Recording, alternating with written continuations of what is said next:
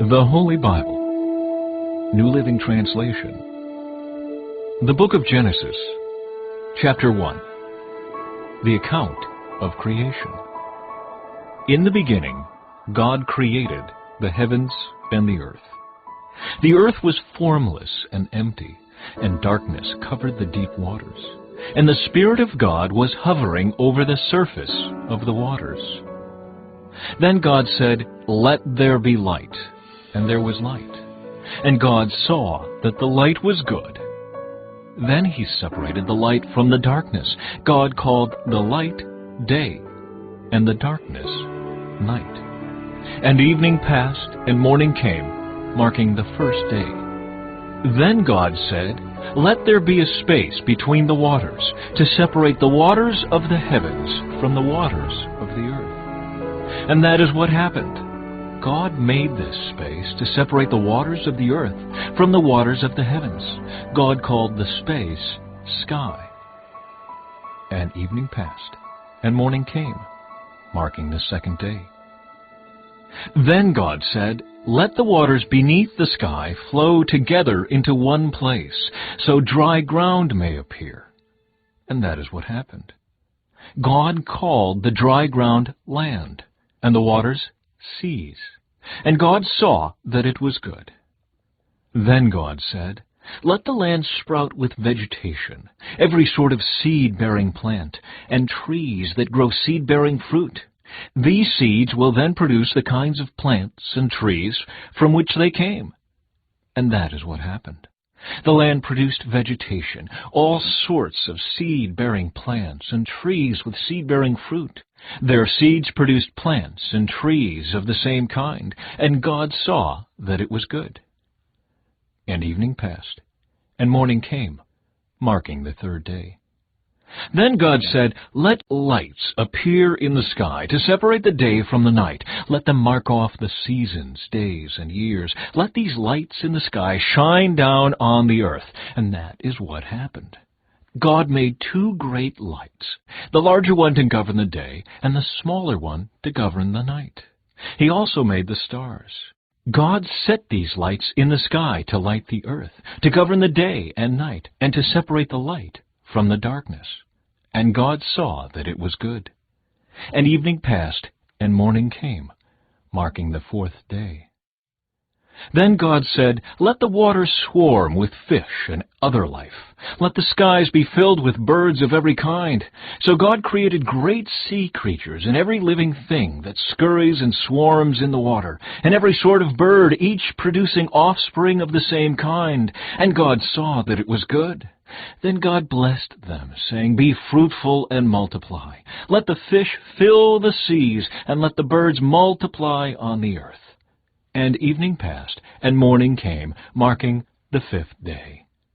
Then God said, "Let the earth produce every sort of animal, each producing offspring of the same kind, livestock, small animals that scurry along the ground, and wild animals." And that is what happened. God made all sorts of wild animals, livestock, and small animals, each able to produce offspring of the same kind. And God saw that it was good. Then God said, "Let us make human beings in our image, to be like us. They will reign over the fish in the sea, the birds in the sky, the livestock, all the wild animals on the earth, and the small animals that scurry along the ground." So God created human beings in His own image. In the image of God He created them. Male and female He created them. Then God blessed them, and said, "Be fruitful and multiply. Fill the earth and govern it. Reign over the fish in the sea, the birds in the sky, and all the animals that scurry along the ground." Then God said, "Look, I have given you every seed-bearing plant throughout the earth, and all the fruit trees for your food, and I have given every green plant as food for all the wild animals, the birds in the sky, and the small animals that scurry along the ground, everything that has life." And that is what happened. Then God looked over all He had made, and He saw that it was very good. And evening passed, and morning came, marking the sixth day. Chapter 2. So the creation of the heavens and the earth and everything in them was completed. On the seventh day, God had finished his work of creation, so he rested from all his work. And God blessed the seventh day and declared it holy, because it was the day when he rested from all his work of creation. This is the account of the creation of the heavens and the earth. The man and woman in Eden.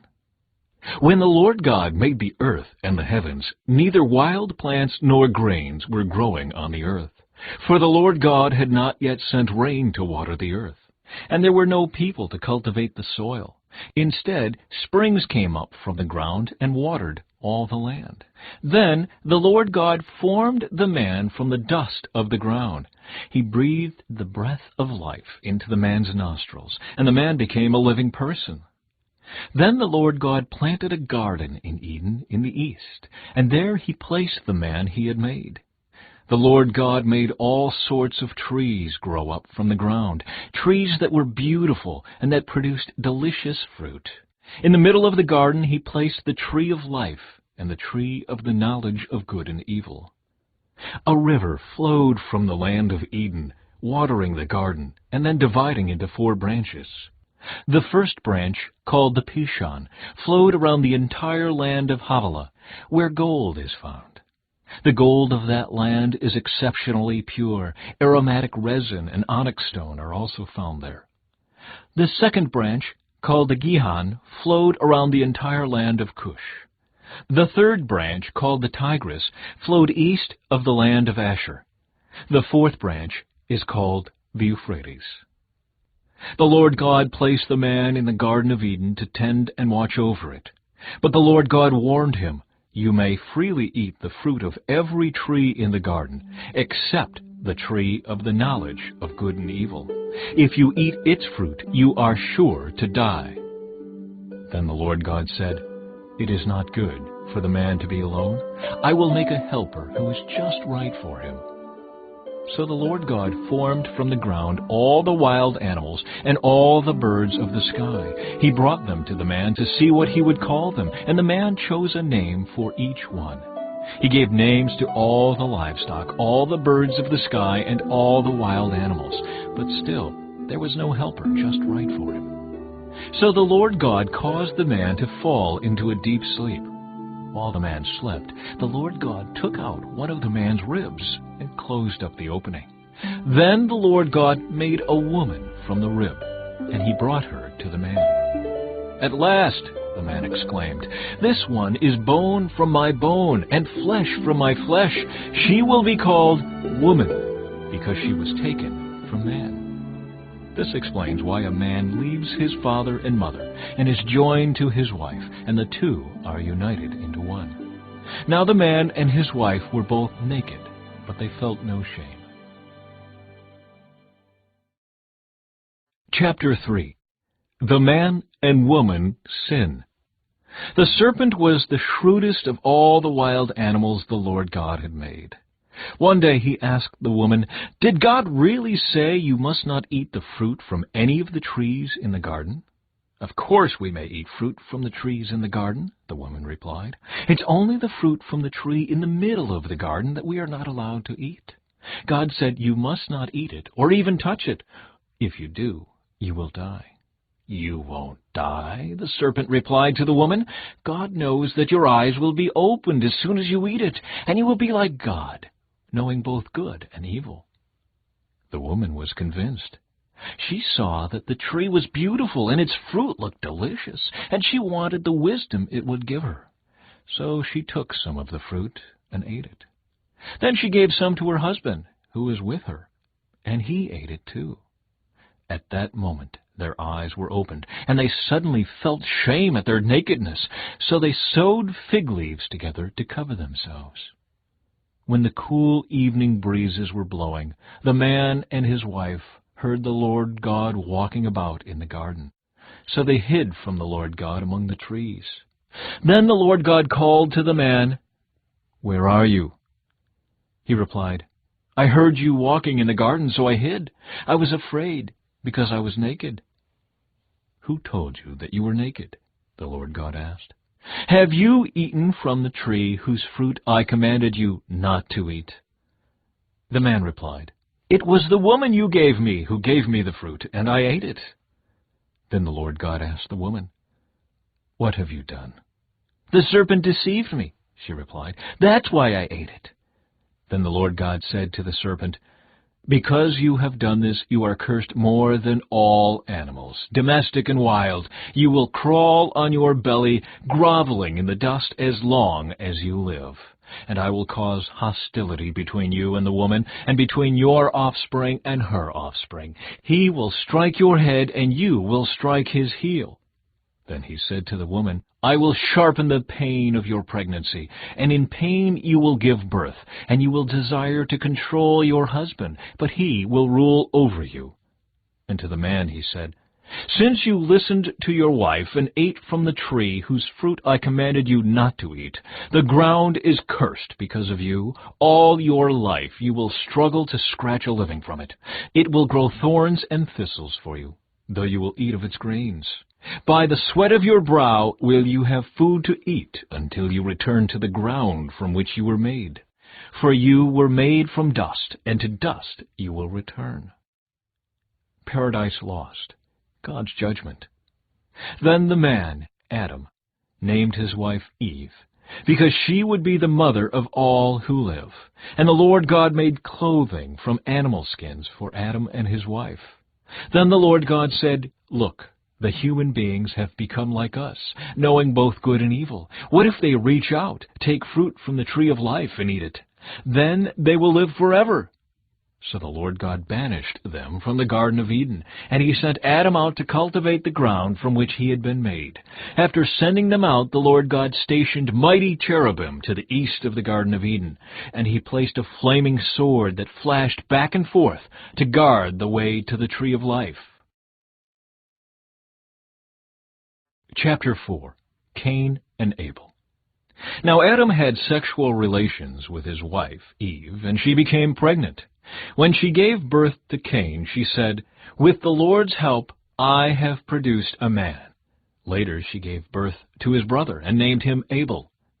When they grew up, Abel became a shepherd, while Cain cultivated the ground. When it was time for the harvest, Cain presented some of his crops as a gift to the Lord. Abel also brought a gift, the best of the firstborn lambs from his flock. The Lord accepted Abel and his gift, but he did not accept Cain and his gift. This made Cain very angry, and he looked dejected. "Why are you so angry?" the Lord asked Cain. "Why do you look so dejected? You will be accepted if you do what is right. But if you refuse to do what is right, then watch out. Sin is crouching at the door, eager to control you, but you must subdue it and be its master." One day Cain suggested to his brother, "Let's go out into the fields." And while they were in the field, Cain attacked his brother Abel and killed him. Afterward, the Lord asked Cain, "Where is your brother? Where is Abel?" "I don't know," Cain responded. "Am I my brother's guardian?" But the Lord said, "What have you done?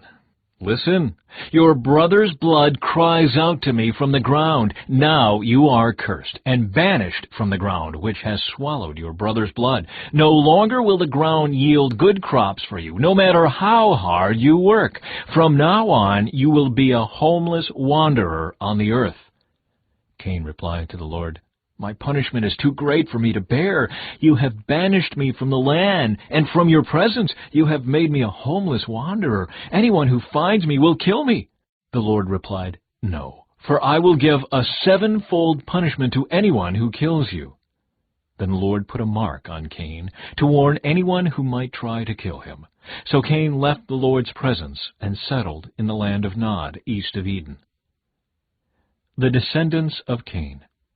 Cain had sexual relations with his wife, and she became pregnant and gave birth to Enoch. Then Cain founded a city, which he named Enoch after his son. Enoch had a son named Irad. Irad became the father of Mehujael. Mehujael became the father of Methushael.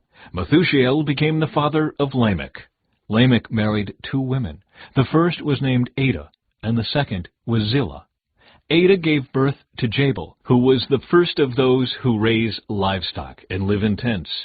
His brother's name was Jubal, the first of all who play the harp and flute. Lamech's other wife, Zillah, gave birth to a son named Tubal-Cain.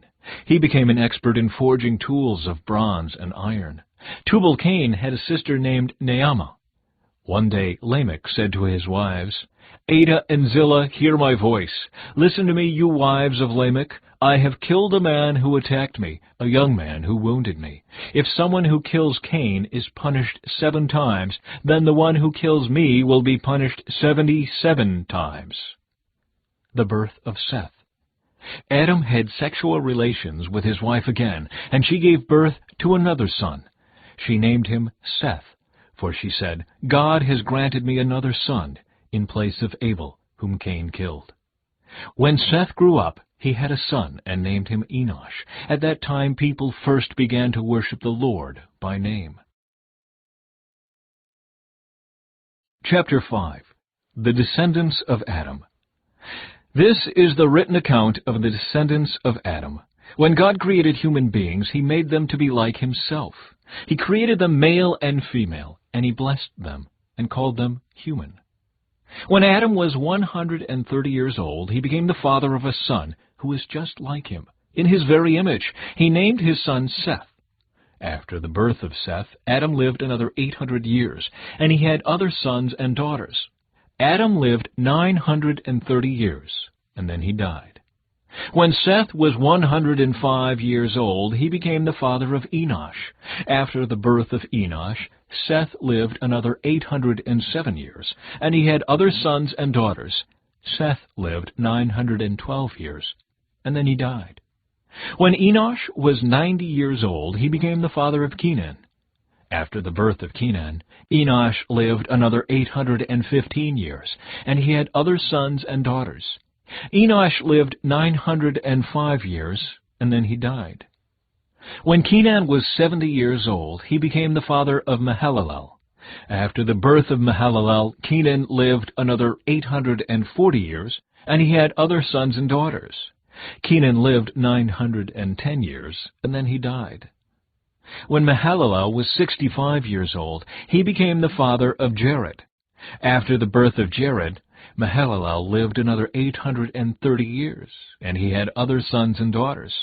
Mahalalel lived 895 years, and then he died. When Jared was 162 years old, he became the father of Enoch. After the birth of Enoch, Jared lived another 800 years, and he had other sons and daughters. Jared lived 962 years, and then he died. When Enoch was 65 years old, he became the father of Methuselah. After the birth of Methuselah, Enoch lived in close fellowship with God for another 300 years, and he had other sons and daughters. Enoch lived 365 years, walking in close fellowship with God. Then one day he disappeared, because God took him. When Methuselah was 187 years old, he became the father of Lamech. After the birth of Lamech, Methuselah lived another 782 years, and he had other sons and daughters. Methuselah lived 969 years, and then he died. When Lamech was 182 years old, he became the father of a son.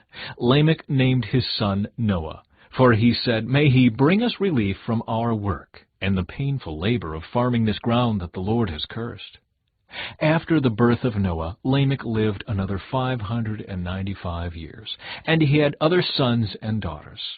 Lamech lived 777 years, and then he died.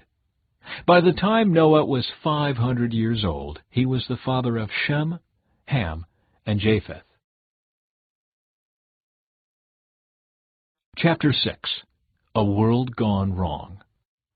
Then the people began to multiply on the earth, and daughters were born to them. The sons of God saw the beautiful women and took any they wanted as their wives.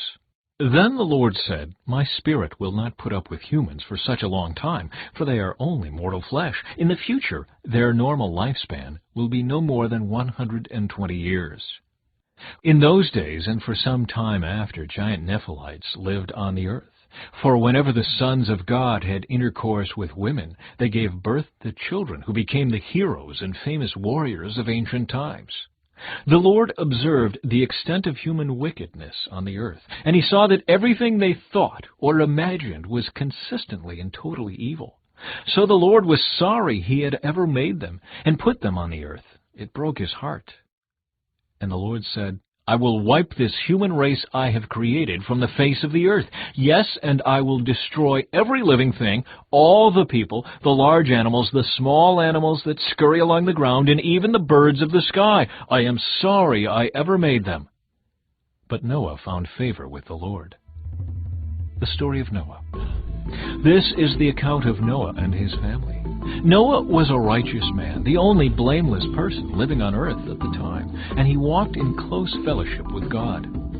Noah was the father of 3 sons, Shem, Ham, and Japheth. Now God saw that the earth had become corrupt and was filled with violence. God observed all this corruption in the world, for everyone on earth was corrupt. So God said to Noah, I have decided to destroy all living creatures, for they have filled the earth with violence. Yes, I will wipe them all out along with the earth. Build a large boat from cypress wood, and waterproof it with tar, inside and out. Then construct decks and stalls throughout its interior. Make the boat 450 feet long, 75 feet wide, and 45 feet high. Leave an 18-inch opening below the roof all the way around the boat. Put the door on the side and build 3 decks inside the boat, lower, middle, and upper. Look, I am about to cover the earth with a flood that will destroy every living thing that breathes. Everything on earth will die, but I will confirm my covenant with you. So enter the boat, you and your wife and your sons and their wives. Bring a pair of every kind of animal, a male and a female, into the boat with you to keep them alive during the flood. Pairs of every kind of bird and every kind of animal and every kind of small animal that scurries along the ground will come to you to be kept alive. And be sure to take on board enough food for your family and for all the animals. So Noah did everything exactly as God had commanded him. Chapter 7. The flood covers the earth. When everything was ready, the Lord said to Noah, Go into the boat with all your family, for among all the people of the earth I can see that you alone are righteous. Take with you 7 pairs, male and female, of each animal I have approved for eating and for sacrifice, and take 1 pair of each of the others. Also take 7 pairs of every kind of bird. There must be a male and a female in each pair to ensure that all life will survive on the earth after the flood. 7 days from now I will make the rains pour down on the earth, and it will rain for 40 days and 40 nights until I have wiped from the earth all the living things I have created. So Noah did everything as the Lord commanded him. Noah was 600 years old when the flood covered the earth. He went on board the boat to escape the flood, he and his wife, and his sons and their wives. With them were all the various kinds of animals, those approved for eating and for sacrifice, and those that were not, along with all the birds and the small animals that scurry along the ground. They entered the boat in pairs, male and female, just as God had commanded Noah.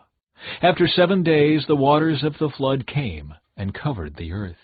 When Noah was 600 years old, on the 17th day of the 2nd month, all the underground waters erupted from the earth, and the rain fell in mighty torrents from the sky. The rain continued to fall for 40 days and 40 nights. That very day Noah had gone into the boat with his wife and his sons, Shem, Ham, and Japheth, and their wives. With them in the boat were pairs of every kind of animal, domestic and wild, large and small, along with birds of every kind. 2 by 2 they came into the boat, representing every living thing that breathes. A male and female of each kind entered, just as God had commanded Noah. Then the Lord closed the door behind them.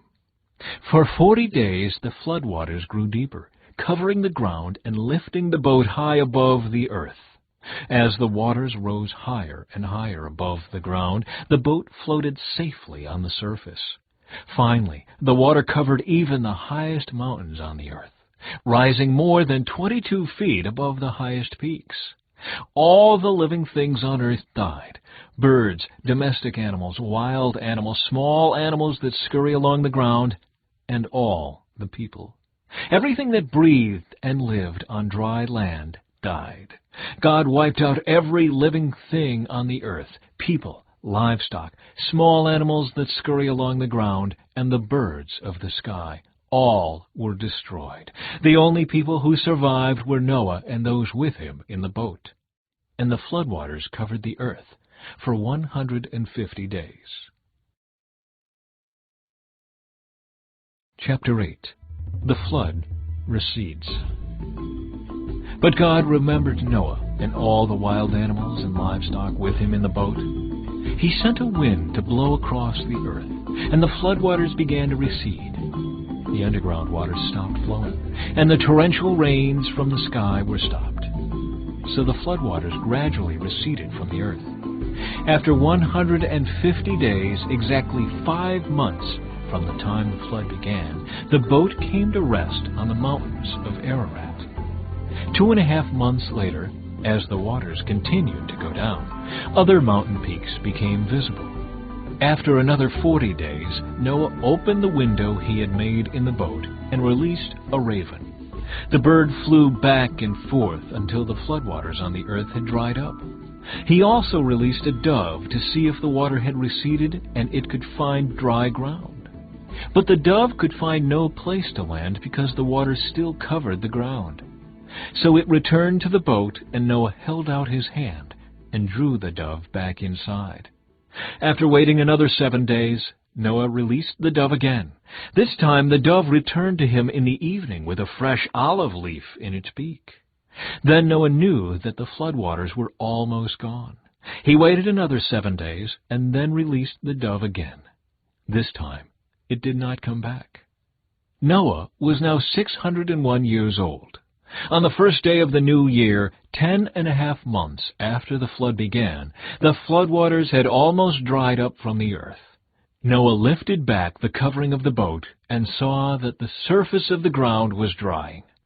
2 more months went by, and at last the earth was dry. Then God said to Noah, "Leave the boat, all of you. You and your wife and your sons and their wives. Release all the animals, the birds, the livestock, and the small animals that scurry along the ground, so they can be fruitful and multiply throughout the earth." So Noah, his wife, and his sons and their wives left the boat, and all of the large and small animals and birds came out of the boat, pair by pair. Then Noah built an altar to the Lord, and there he sacrificed as burnt offerings the animals and birds that had been approved for that purpose. And the Lord was pleased with the aroma of the sacrifice, and said to himself, "I will never again curse the ground because of the human race, even though everything they think or imagine is bent toward evil from childhood. I will never again destroy all living things. As long as the earth remains, there will be planting and harvest, cold and heat, summer and winter, day and night." Chapter 9. God confirms his covenant. Then God blessed Noah and his sons, and told them, "Be fruitful and multiply. Fill the earth, all the animals of the earth, all the birds of the sky, all the small animals that scurry along the ground, and all the fish in the sea will look on you with fear and terror. I have placed them in your power. I have given them to you for food, just as I have given you grain and vegetables.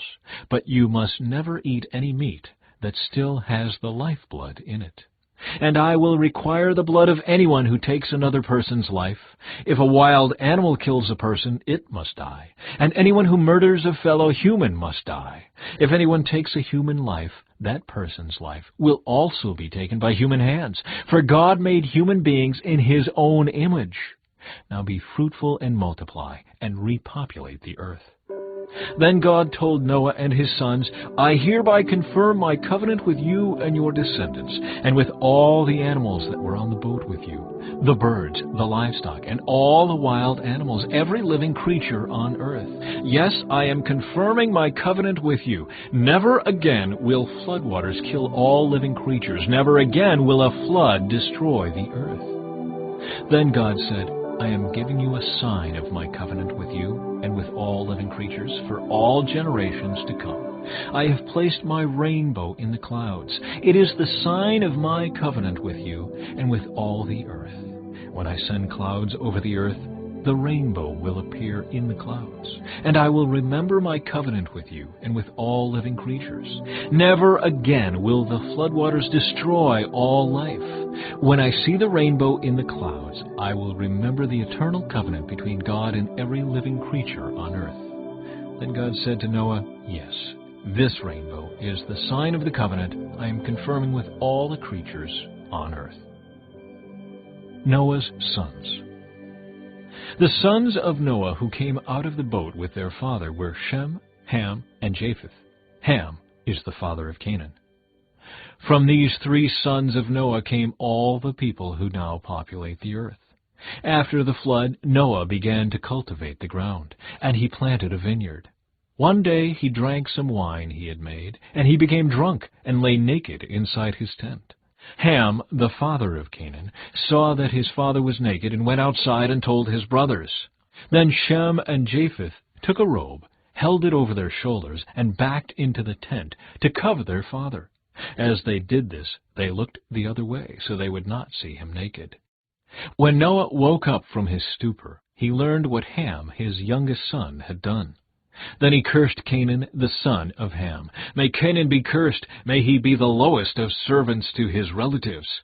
Then Noah said, May the Lord, the God of Shem, be blessed, and may Canaan be his servant. May God expand the territory of Japheth.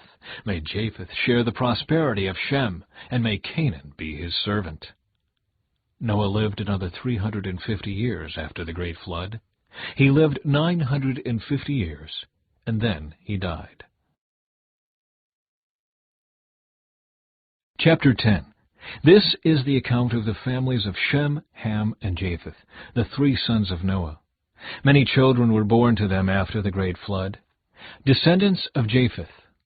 The descendants of Japheth were Gomer, Magog, Madai, Javan, Tubal, Meshech, and Tiras. The descendants of Gomer were Ashkenaz, Rippeth, and Togarmah. The descendants of Javan were Elisha, Tarshish, Kittim, and Rodanim. Their descendants became the seafaring peoples that spread out to various lands, each identified by its own language, clan, and national identity. Descendants of Ham. The descendants of Ham were Cush, Mizraim, Put, and Canaan. The descendants of Cush were Seba, Havilah, Sabta, Raimah, and Sabteka. The descendants of Raimah were Sheba and Dedan. Cush was also the ancestor of Nimrod, who was the first heroic warrior on earth. Since he was the greatest hunter in the world, his name became proverbial. People would say, This man is like Nimrod, the greatest hunter in the world. He built his kingdom in the land of Babylonia, with the cities of Babylon, Erech, Akkad, and Calneh.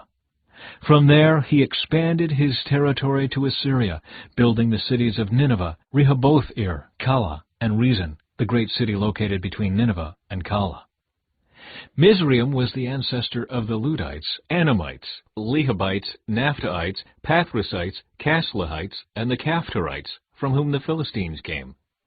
Canaan's oldest son was Sidon, the ancestor of the Sidonians. Canaan was also the ancestor of the Hittites, Jebusites, Amorites, Girgashites, Hivites, Arkites, Sinites, Arvadites, Zamorites, and Hamathites.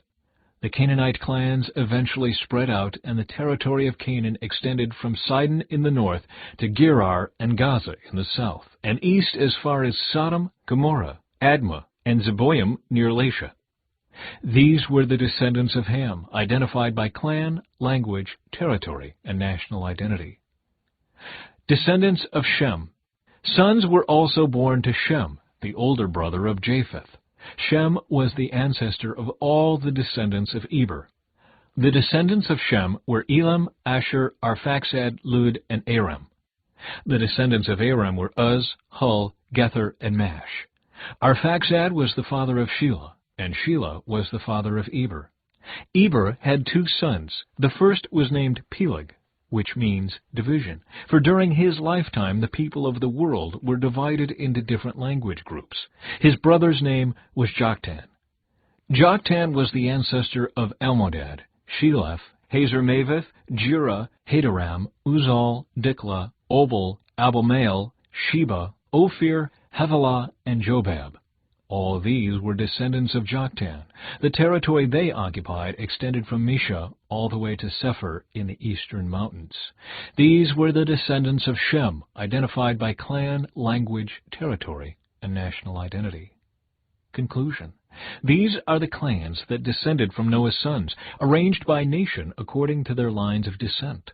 All the nations of the earth descended from these clans after the great flood. Chapter 11. The Tower of Babel. At one time, all the people of the world spoke the same language and used the same words. As the people migrated to the east, they found a plain in the land of Babylonia and settled there. They began saying to each other, "Let's make bricks and harden them with fire." In this region, bricks were used instead of stone, and tar was used for mortar.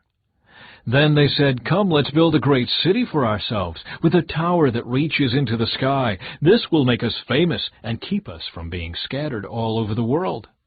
But the Lord came down to look at the city and the tower the people were building. "Look," he said, "the people are united, and they all speak the same language. After this, nothing they set out to do will be impossible for them. Come, let's go down and confuse the people with different languages. Then they won't be able to understand each other."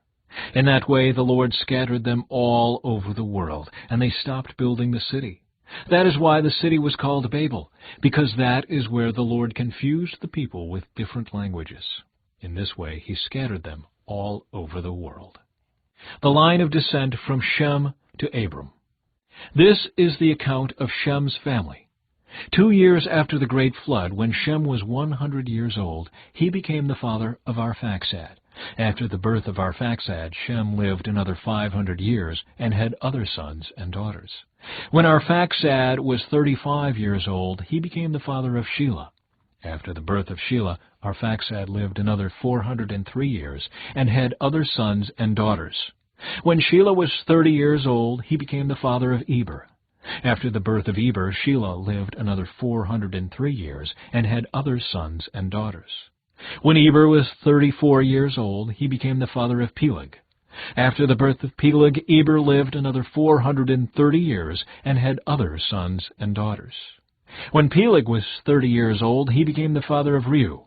After the birth of Reu, Peleg lived another 209 years and had other sons and daughters. When Reu was 32 years old, he became the father of Serug. After the birth of Serug, Reu lived another 207 years and had other sons and daughters. When Serug was 30 years old, he became the father of Nahor. After the birth of Nahor, Serug lived another 200 years and had other sons and daughters. When Nahor was 29 years old, he became the father of Terah. After the birth of Terah, Nahor lived another 119 years and had other sons and daughters. When Terah was 70 years old, he had become the father of Abram, Nahor, and Haran. The family of Terah. This is the account of Terah's family. Terah was the father of Abram, Nahor, and Haran was the father of Lot. But Haran died in Ur of the Chaldeans, the land of his birth, while his father Terah was still living. Meanwhile, Abram and Nahor both married. The name of Abram's wife was Sarai, and the name of Nahor's wife was Milcah. Milcah and her sister Iscah were daughters of Nahor's brother Haran, but Sarai was unable to become pregnant and had no children. One day Terah took his son Abram, his daughter-in-law Sarai, his son Abram's wife, and his grandson Lot, his son Haran's child, and moved away from Ur of the Chaldeans. He was headed for the land of Canaan, but they stopped at Haran and settled there. Terah lived for 205 years and died while still in Haran. Chapter 12. The Call of Abram. The Lord had said to Abram, "Leave your native country, your relatives and your father's family, and go to the land that I will show you. I will make you into a great nation. I will bless you and make you famous, and you will be a blessing to others. I will bless those who bless you and curse those who treat you with contempt. All the families on earth will be blessed through you." So Abram departed as the Lord had instructed, and Lot went with him. Abram was 75 years old when he left Haran. He took his wife Sarai, his nephew Lot, and all his wealth, his livestock, and all the people he had taken into his household at Haran, and headed for the land of Canaan. When they arrived in Canaan, Abram traveled through the land as far as Shechem. There he set up camp beside the oak of Moreh. At that time, the area was inhabited by Canaanites. Then the Lord appeared to Abram and said, "I will give this land to your descendants." And Abram built an altar there and dedicated it to the Lord, who had appeared to him. After that, Abram traveled south and set up camp in the hill country, with Bethel to the west and Ai to the east. There he built another altar and dedicated it to the Lord, and he worshipped the Lord. Then Abram continued traveling south by stages toward the Negev. Abram and Sarai in Egypt. At that time a severe famine struck the land of Canaan, forcing Abram to go down to Egypt, where he lived as a foreigner. As he was approaching the border of Egypt, Abram said to his wife Sarai, "Look, you are a very beautiful woman. When the Egyptians see you, they will say, 'This is his wife. Let's kill him, then we can have her.' So please tell them you are my sister. Then they will spare my life and treat me well because of their interest in you." And sure enough, when Abram arrived in Egypt, everyone spoke of Sarai's beauty. When the palace officials saw her, they sang her praises to Pharaoh, their king, and Sarai was taken into his palace. Then Pharaoh gave Abram many gifts because of her: sheep, goats, cattle, male and female donkeys, male and female servants, and camels. But the Lord sent terrible plagues upon Pharaoh and his household because of Sarai, Abram's wife. So Pharaoh summoned Abram and accused him sharply. "What have you done to me?" he demanded. "Why didn't you tell me she was your wife? Why did you say, 'She is my sister,' and allow me to take her as my wife? Now then, here is your wife. Take her and get out of here." Pharaoh ordered some of his men to escort them, and he sent Abram out of the country along with his wife and all his possessions. Chapter 13. Abram and Lot separate. So Abram left Egypt and traveled north into the Negev, along with his wife and Lot and all that they owned. Abram was very rich in livestock, silver, and gold.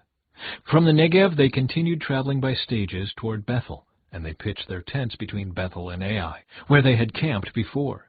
This was the same place where Abram had built the altar, and there he worshipped the Lord again. Lot, who was traveling with Abram, had also become very wealthy with flocks of sheep and goats, herds of cattle, and many tents. But the land could not support both Abram and Lot, with all their flocks and herds living so close together. So disputes broke out between the herdsmen of Abram and Lot. At that time, Canaanites and Perizzites were also living in the land. Finally, Abram said to Lot, "Let's not allow this conflict to come between us or our herdsmen. After all, we are close relatives. The whole countryside is open to you. Take your choice of any section of the land you want, and we will separate. If you want the land to the left, then I'll take the land on the right. If you prefer the land on the right, then I'll go to the left." Lot took a long look at the fertile plains of the Jordan Valley in the direction of Zoar. The whole area was well watered everywhere, like the garden of the Lord or the beautiful land of Egypt. This was before the Lord destroyed Sodom and Gomorrah.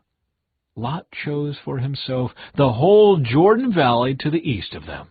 He went there with his flocks and servants and parted company with his uncle Abram. So Abram settled in the land of Canaan, and Lot moved his tents to a place near Sodom and settled among the cities of the plain. But the people of this area were extremely wicked and constantly sinned against the Lord. After Lot had gone, the Lord said to Abram, "Look as far as you can see in every direction, north and south, east and west. I am giving all this land, as far as you can see, to you and your descendants as a permanent possession. And I will give you so many descendants that like the dust of the earth they cannot be counted. Go and walk through the land in every direction, for I am giving it to you." So Abram moved his camp to Hebron and settled near the oak grove belonging to Mamre. There he built another altar to the Lord.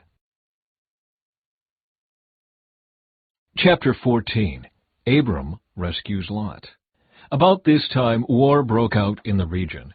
King Amraphel of Babylonia, King Arioch of Elasar, King Chedorlaomer of Elam, and King Tidal of Goyim fought against King Bera of Sodom, King Bersha of Gomorrah, King Shinab of Admah, King Shemeber of Zeboim, and the king of Bela, also called Zoar. The second group of kings joined forces in Siddim Valley, that is, the valley of the Dead Sea. For 12 years they had been subject to King Chedorlaomer, but in the 13th year they rebelled against him.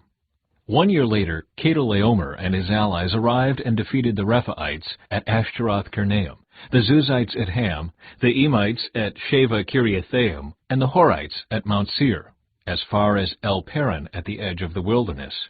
Then they turned back and came to En-Mishpat, now called Kadesh, and conquered all the territory of the Amalekites, and also the Amorites living in Hazazon Tamar. Then the rebel kings of Sodom, Gomorrah, Admah, Zeboim, and Bela, also called Zoar, prepared for battle in the valley of the Dead Sea. They fought against King Chedorlaomer of Elam, King Tidal of Goyim, King Amraphel of Babylonia, and King Arioch of Elasar, 4 kings against 5. As it happened, the valley of the Dead Sea was filled with tar pits, and as the army of the kings of Sodom and Gomorrah fled, some fell into the tar pits, while the rest escaped into the mountains. The victorious invaders then plundered Sodom and Gomorrah and headed for home, taking with them all the spoils of war and the food supplies. They also captured Lot, Abram's nephew, who lived in Sodom, and carried off everything he owned. But one of Lot's men escaped and reported everything to Abram the Hebrew, who was living near the oak grove belonging to Mamre, the Amorite. Mamre and his relatives Eshcol and Aner were Abram's allies. When Abram heard that his nephew Lot had been captured, he mobilized the 318 trained men who had been born into his household. Then he pursued Chedorlaomer's army until he caught up with them at Dan. There he divided his men and attacked during the night. Chedorlaomer's army fled, but Abram chased them as far as Hobah, north of Damascus. Abram recovered all the goods that had been taken, and he brought back his nephew Lot, with his possessions and all the women and other captives. Melchizedek blesses Abram. After Abram returned from his victory over Chedorlaomer and all his allies, the king of Sodom went out to meet him in the valley of Sheva, that is, the king's valley. And Melchizedek, the king of Salem, and a priest of God Most High, brought Abram some bread and wine. Melchizedek blessed Abram with this blessing: "Blessed be Abram by God Most High, creator of heaven and earth, and blessed be God Most High, who has defeated your enemies for you." Then Abram gave Melchizedek 1/10 of all the goods he had recovered. The king of Sodom said to Abram, "Give back my people who were captured, but you may keep for yourself all the goods you have recovered." Abram replied to the king of Sodom, "I solemnly swear to the Lord God Most High, creator of heaven and earth, that I will not take so much as a single thread or sandal thong from what belongs to you. Otherwise you might say, I am the one who made Abram rich. I will accept only what my young warriors have already eaten, and I request that you give a fair share of the goods to my allies, Aner, Eshcol, and Mamre." Chapter 15. The Lord's Covenant Promise to Abram. Sometime later, the Lord spoke to Abram in a vision and said to him, "Do not be afraid, Abram, for I will protect you and your reward will be great." But Abram replied, "O sovereign Lord, what good are all your blessings when I don't even have a son? Since you've given me no children, Eliezer of Damascus, a servant in my household, will inherit all my wealth. You have given me no descendants of my own, so one of my servants will be my heir." Then the Lord said to him, "No, your servant will not be your heir, for you will have a son of your own who will be your heir." Then the Lord took Abram outside and said to him, "Look up into the sky and count the stars, if you can. That's how many descendants you will have." And Abram believed the Lord, and the Lord counted him as righteous because of his faith. Then the Lord told him, "I am the Lord who brought you out of Ur of the Chaldeans, to give you this land as your possession." But Abram replied, "O sovereign Lord, how can I be sure that I will actually possess it?" The Lord told him, "Bring me a 3-year-old heifer, a 3-year-old female goat, a 3-year-old ram, a turtle dove, and a young pigeon." So Abram presented all these to him and killed them. Then he cut each animal down the middle and laid the halves side by side. He did not, however, cut the birds in half. Some vultures swooped down to eat the carcasses, but Abram chased them away. As the sun was going down, Abram fell into a deep sleep, and a terrifying darkness came down over him. Then the Lord said to Abram, "You can be sure that your descendants will be strangers in a foreign land, where they will be oppressed as slaves for 400 years. But I will punish the nation that enslaves them, and in the end they will come away with great wealth. As for you, you will die in peace and be buried at a ripe old age. After 4 generations your descendants will return here to this land, for the sins of the Amorites do not yet warrant their destruction." After the sun went down and darkness fell, Abram saw a smoking firepot and a flaming torch pass between the halves of the carcasses. So the Lord made a covenant with Abram that day and said, "I have given this land to your descendants all the way from the border of Egypt to the great Euphrates River, the land now occupied by the Kenites, Kenizzites, Cadmonites, Hittites, Perizzites, Rephaites, Amorites, Canaanites, Girgashites, and Jebusites." Chapter 16. The Birth of Ishmael.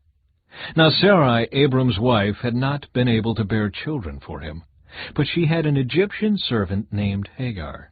So Sarai said to Abram, "The Lord has prevented me from having children. Go and sleep with my servant. Perhaps I can have children through her."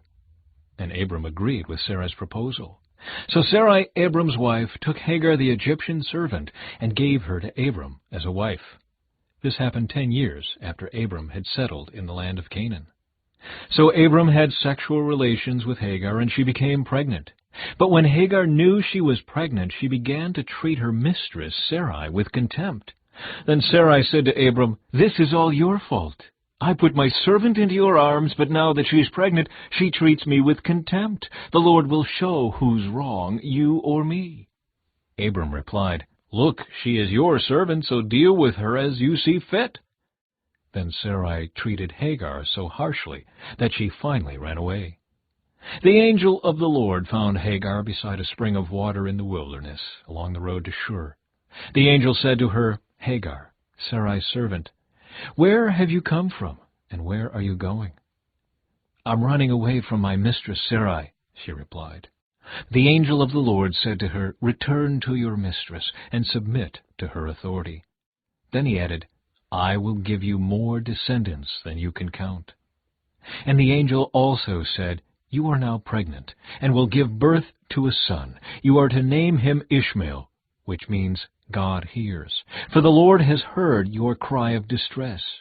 This son of yours will be a wild man, as untamed as a wild donkey. He will raise his fist against everyone, and everyone will be against him. Yes, he will live in open hostility against all his relatives." Thereafter, Hagar used another name to refer to the Lord who had spoken to her. She said, "You are the God who sees me." She also said, "Have I truly seen the one who sees me?" So that well was named Ber-Lahairoi, which means well of the living one who sees me. It can still be found between Kadesh and Bered. So Hagar gave Abram a son, and Abram named him Ishmael. Abram was 86 years old when Ishmael was born. Chapter 17. Abram is named Abraham. When Abram was 99 years old, the Lord appeared to him and said, "I am El Shaddai, God Almighty. Serve me faithfully and live a blameless life. I will make a covenant with you, by which I will guarantee to give you countless descendants." At this, Abram fell face down on the ground. Then God said to him, "This is my covenant with you. I will make you the father of a multitude of nations. What's more, I am changing your name. It will no longer be Abram. Instead, you will be called Abraham, for you will be the father of many nations. I will make you extremely fruitful. Your descendants will become many nations, and kings will be among them. I will confirm my covenant with you and your descendants after you, from generation to generation. This is the everlasting covenant. I will always be your God, and the God of your descendants after you. And I will give the entire land of Canaan, where you now live as a foreigner, to you and your descendants. It will be their possession forever, and I will be their God." The mark of the covenant. Then God said to Abraham, "Your responsibility is to obey the terms of the covenant. You and all your descendants have this continual responsibility. This is the covenant that you and your descendants must keep. Each male among you must be circumcised. You must cut off the flesh of your foreskin as a sign of the covenant between me and you. From generation to generation, every male child must be circumcised on the 8th day after his birth. This applies not only to members of your family, but also to the servants born in your household and the foreign-born servants whom you have purchased. All must be circumcised. Your bodies will bear the mark of my everlasting covenant. Any male who fails to be circumcised will be cut off from the covenant family for breaking the covenant." Sarai is named Sarah. Then God said to Abraham, "Regarding Sarai, your wife, her name will no longer be Sarai. From now on her name will be Sarah. And I will bless her, and give you a son from her. Yes, I will bless her richly, and she will become the mother of many nations. Kings of nations will be among her descendants." Then Abraham bowed down to the ground, but he laughed to himself in disbelief. "How could I become a father at the age of 100, he thought, "and how can Sarah have a baby when she is 90 years old?" So Abraham said to God, "May Ishmael live under your special blessing."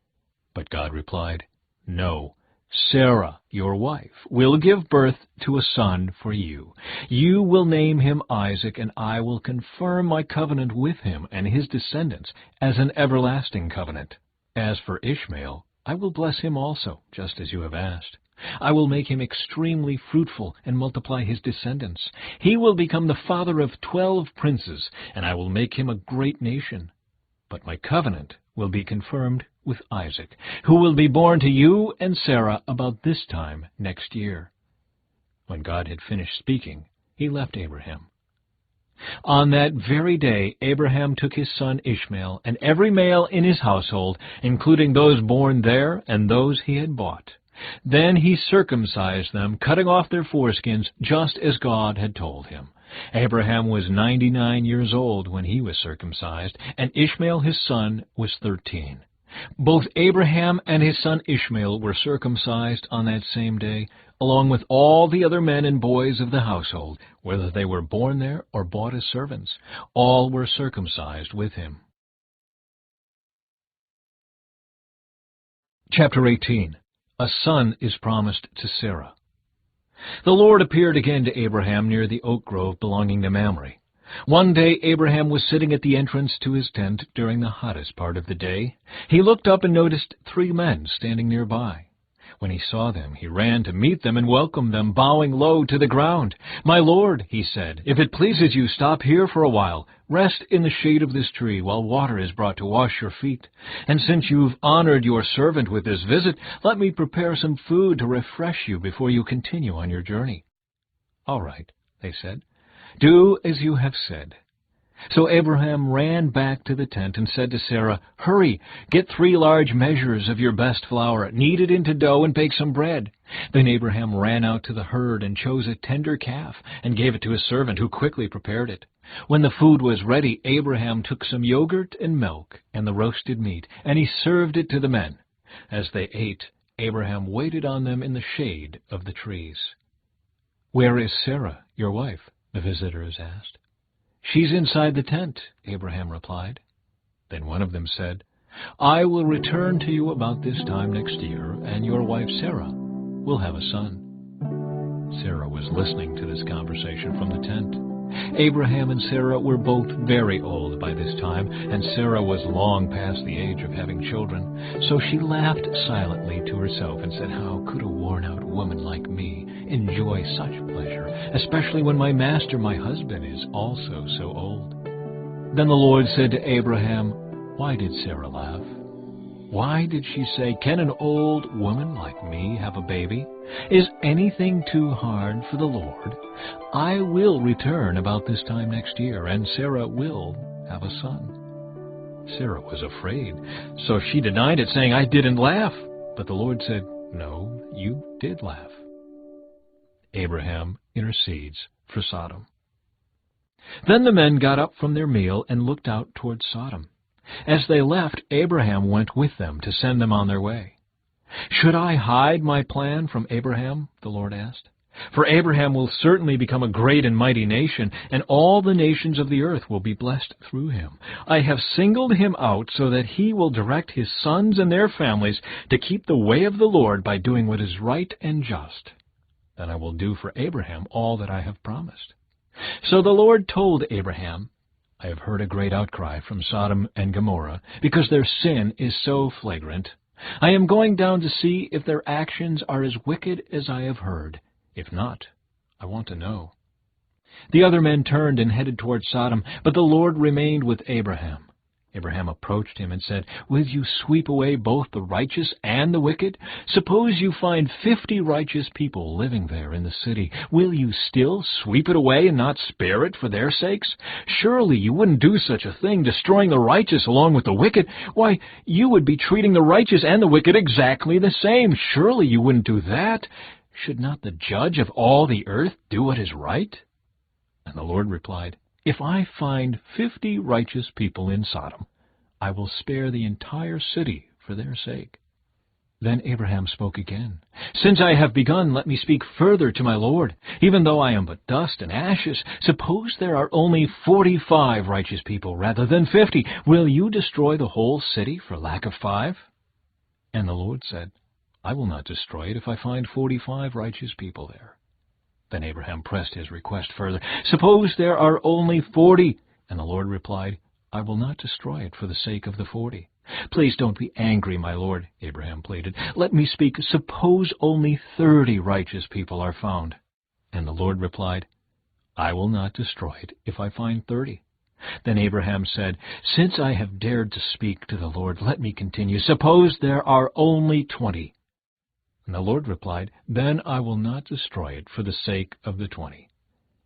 Finally, Abraham said, "Lord, please don't be angry with me if I speak one more time. Suppose only 10 are found there."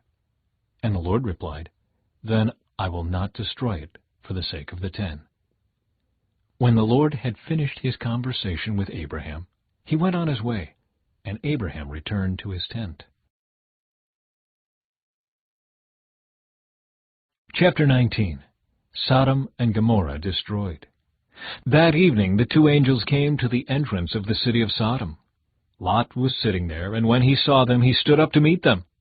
Then he welcomed them and bowed with his face to the ground. "My lords," he said, "come to my home to wash your feet and be my guests for the night.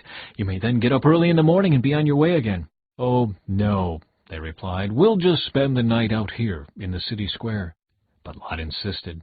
So at last they went home with him. Lot prepared a feast for them, complete with fresh bread made without yeast, and they ate. But before they retired for the night, all the men of Sodom, young and old, came from all over the city and surrounded the house. They shouted to Lot, "Where are the men who came to spend the night with you? Bring them out to us so we can have sex with them." So Lot stepped outside to talk to them, shutting the door behind him. "Please, my brothers," he begged, "don't do such a wicked thing. Look, I have 2 virgin daughters. Let me bring them out to you, and you can do with them as you wish. But please leave these men alone, for they are my guests and are under my protection." "Stand back," they shouted. "This fella came to town as an outsider, and now he's acting like our judge. We'll treat you far worse than those other men." And they lunged toward Lot to break down the door. But the 2 angels reached out, pulled Lot into the house, and bolted the door. Then they blinded all the men, young and old, who were at the door of the house. So they gave up trying to get inside. Meanwhile, the angels questioned Lot. "Do you have any other relatives here in the city?" they asked. "Get them out of this place, your sons-in-law, sons, daughters, or anyone else. For we are about to destroy this city completely. The outcry against this place is so great it has reached the Lord, and He has sent us to destroy it." So Lot rushed out to tell his daughter's fiancés, "Quick, get out of the city. The Lord is about to destroy it." But the young men thought he was only joking. At dawn the next morning, the angels became insistent. "Hurry," they said to Lot. "Take your wife and your 2 daughters who are here. Get out right now, or you will be swept away in the destruction of the city." When Lot still hesitated, the angels seized his hand and the hands of his wife and 2 daughters and rushed them to safety outside the city, for the Lord was merciful. When they were safely out of the city, one of the angels ordered, "Run for your lives, and don't look back or stop anywhere in the valley. Escape to the mountains, or you will be swept away." "Oh, no, my lord," Lot begged. "You have been so gracious to me and saved my life, and you have shown such great kindness, but I cannot go to the mountains. Disaster would catch up to me there, and I would soon die. See, there is a small village nearby. Please let me go there instead. Don't you see how small it is? Then my life will be saved." "All right," the angel said. "I will grant your request. I will not destroy the little village. But hurry, escape to it, for I can do nothing until you arrive there." This explains why that village was known as Zoar, which means little place. Lot reached the village just as the sun was rising over the horizon.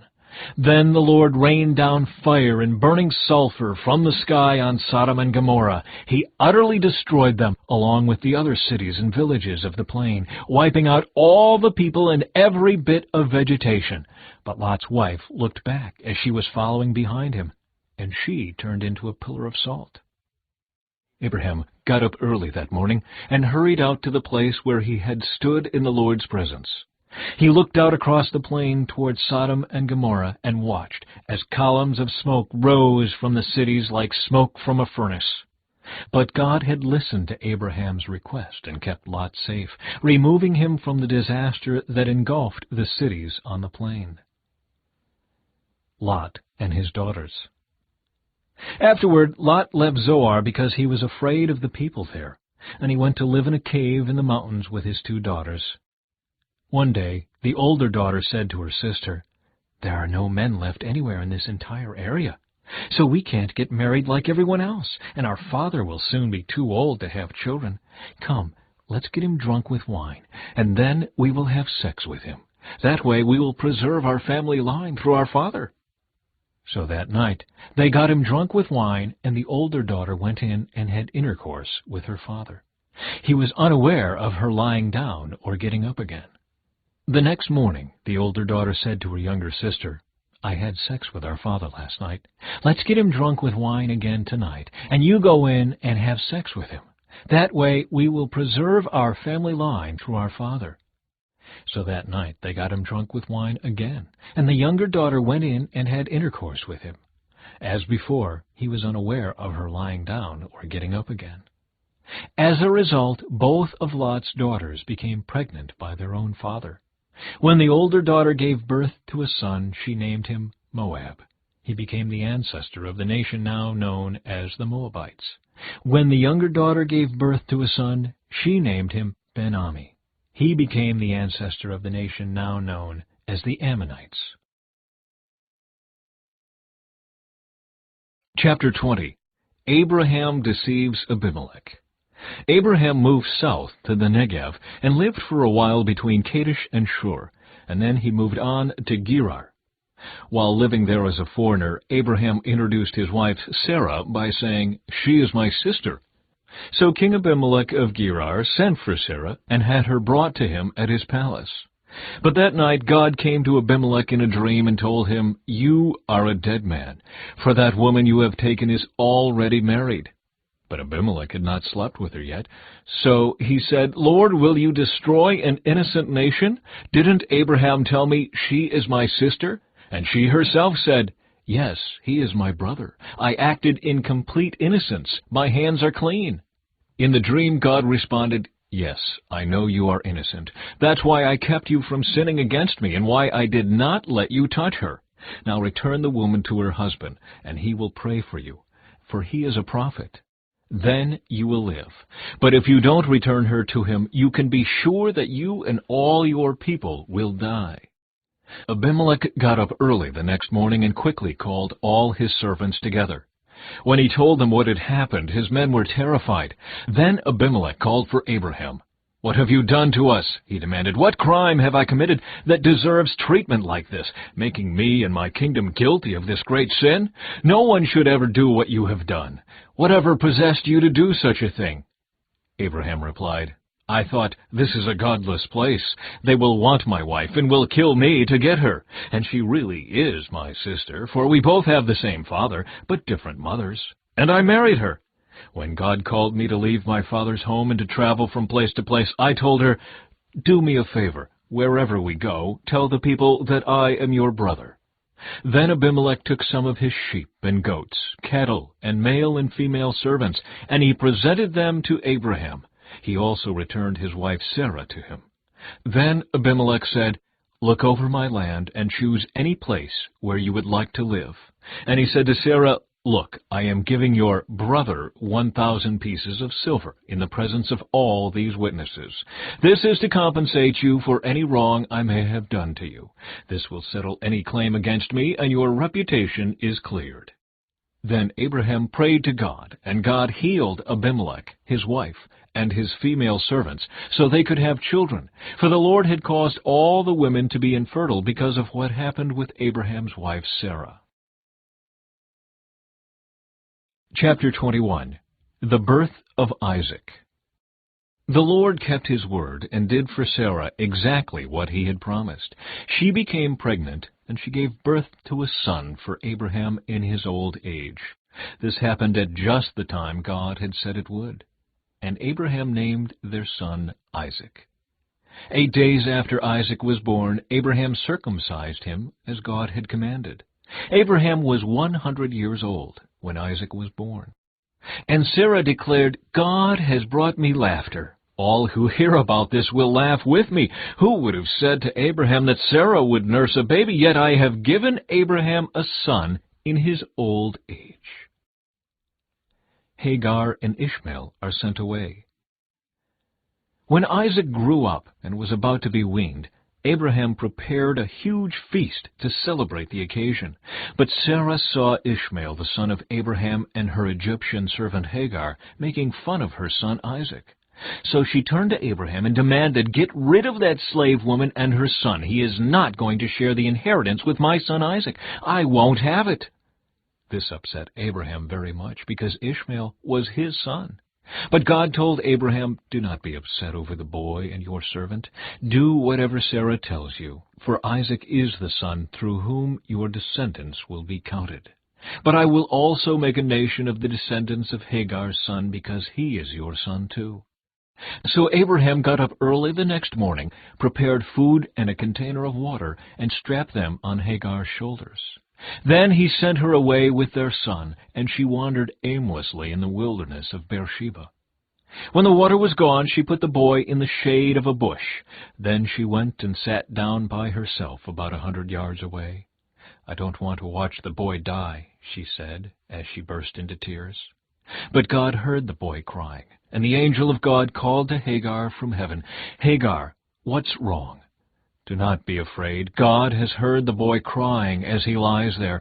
Go to him and comfort him, for I will make a great nation from his descendants." Then God opened Hagar's eyes, and she saw a well full of water. She quickly filled her water container and gave the boy a drink. And God was with the boy as he grew up in the wilderness. He became a skillful archer, and he settled in the wilderness of Paran. His mother arranged for him to marry a woman from the land of Egypt. Abraham's covenant with Abimelech. About this time, Abimelech came with Phicol, his army commander, to visit Abraham. "God is obviously with you, helping you in everything you do," Abimelech said. "Swear to me in God's name that you will never deceive me, my children, or any of my descendants. I have been loyal to you, so now swear that you will be loyal to me and to this country where you are living as a foreigner." Abraham replied, "Yes, I swear to it." Then Abraham complained to Abimelech about a well that Abimelech's servants had taken by force from Abraham's servants. "This is the first I've heard of it," Abimelech answered. "I have no idea who is responsible. You have never complained about this before." Abraham then gave some of his sheep, goats, and cattle to Abimelech, and they made a treaty. But Abraham also took 7 additional female lambs and set them off by themselves. Abimelech asked, "Why have you set these 7 apart from the others?" Abraham replied, "Please accept these 7 lambs to show your agreement that I dug this well." Then he named the place Beersheba, which means well of the oath, because that was where they had sworn the oath. After making their covenant at Beersheba, Abimelech left with Phicol, the commander of his army, and they returned home to the land of the Philistines. Then Abraham planted a tamarisk tree at Beersheba, and there he worshipped the Lord, the eternal God. And Abraham lived as a foreigner in Philistine country for a long time. Chapter 22. Abraham's faith tested. Sometime later, God tested Abraham's faith. "Abraham," God called. "Yes," he replied, "here I am." "Take your son, your only son, yes, Isaac, whom you love so much, and go to the land of Moriah. Go and sacrifice him as a burnt offering on one of the mountains, which I will show you." The next morning, Abraham got up early. He saddled his donkey and took 2 of his servants with him, along with his son Isaac. Then he chopped wood for a fire for a burnt offering and set out for the place God had told him about. On the 3rd day of their journey, Abraham looked up and saw the place in the distance. "Stay here with the donkey," Abraham told the servants. "The boy and I will travel a little farther. We will worship there, and then we will come right back." So Abraham placed the wood for the burnt offering on Isaac's shoulders, while he himself carried the fire and the knife. As the 2 of them walked on together, Isaac turned to Abraham and said, "Father?" "Yes, my son," Abraham replied. "We have the fire and the wood," the boy said, "but where is the sheep for the burnt offering?" "God will provide a sheep for the burnt offering, my son," Abraham answered. And they both walked on together. When they arrived at the place where God had told him to go, Abraham built an altar and arranged the wood on it. Then he tied his son Isaac and laid him on the altar on top of the wood. And Abraham picked up the knife to kill his son as a sacrifice. At that moment the angel of the Lord called to him from heaven, "Abraham, Abraham!" "Yes," Abraham replied, "here I am." "Don't lay a hand on the boy," the angel said. "Do not hurt him in any way, for now I know that you truly fear God. You have not withheld from me even your son, your only son." Then Abraham looked up and saw a ram caught by its horns in a thicket. So he took the ram and sacrificed it as a burnt offering in place of his son. Abraham named the place Yahweh-Yireh, which means the Lord will provide. To this day, people still use that name as a proverb. On the mountain of the Lord it will be provided. Then the angel of the Lord called again to Abraham from heaven. "This is what the Lord says, because you have obeyed me and have not withheld even your son, your only son, I swear by my own name that I will certainly bless you. I will multiply your descendants beyond number, like the stars in the sky and the sand on the seashore. Your descendants will conquer the cities of their enemies, and through your descendants all the nations of the earth will be blessed, all because you have obeyed me." Then they returned to the servants and traveled back to Beersheba, where Abraham continued to live. Soon after this, Abraham heard that Milcah, his brother Nahor's wife, had borne Nahor 8 sons. The oldest was named Uz. The next oldest was Buz, followed by Kemuel, the ancestor of the Arameans, Kezid, Hazo, Pildash, Jidlaph, and Bethuel. Bethuel became the father of Rebekah. In addition to these 8 sons from Milcah, Nahor had 4 other children from his concubine Reumah. Their names were Tebah, Gaham, Tahash, and Maacah. Chapter 23. The Burial of Sarah. When Sarah was 127 years old, she died at Kiriath Arba, now called Hebron, in the land of Canaan. There Abraham mourned and wept for her. Then, leaving her body, he said to the Hittite elders, "Here I am, a stranger and a foreigner among you. Please sell me a piece of land so I can give my wife a proper burial." The Hittites replied to Abraham, "Listen, my lord, you are an honored prince among us. Choose the finest of our tombs and bury her there. No one here will refuse to help you in this way." Then Abraham bowed low before the Hittites and said, "Since you are willing to help me in this way, be so kind as to ask Ephron, son of Zohar, to let me buy his cave at Machpelah, down at the end of his field. I will pay the full price in the presence of witnesses, so I will have a permanent burial place for my family." Ephron was sitting there among the others, and he answered Abraham as the others listened, speaking publicly before all the Hittite elders of the town. "No, my lord," he said to Abraham, "please listen to me. I will give you the field and the cave. Here in the presence of my people I give it to you. Go and bury your dead." Abraham again bowed low before the citizens of the land, and he replied to Ephron as everyone listened, "No, listen to me. I will buy it from you. Let me pay the full price for the field so I can bury my dead there." Ephron answered Abraham, "My lord, please listen to me. The land is worth 400 pieces of silver. But what is that between friends? Go ahead and bury your dead."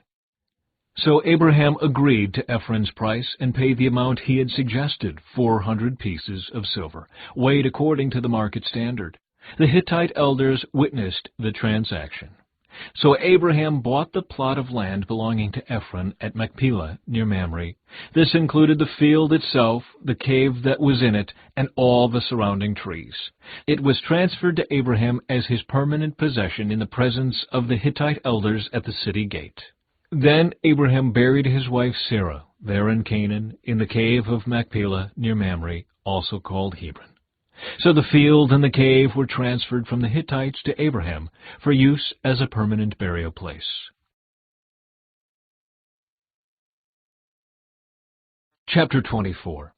A wife for Isaac. Abraham was now a very old man, and the Lord had blessed him in every way.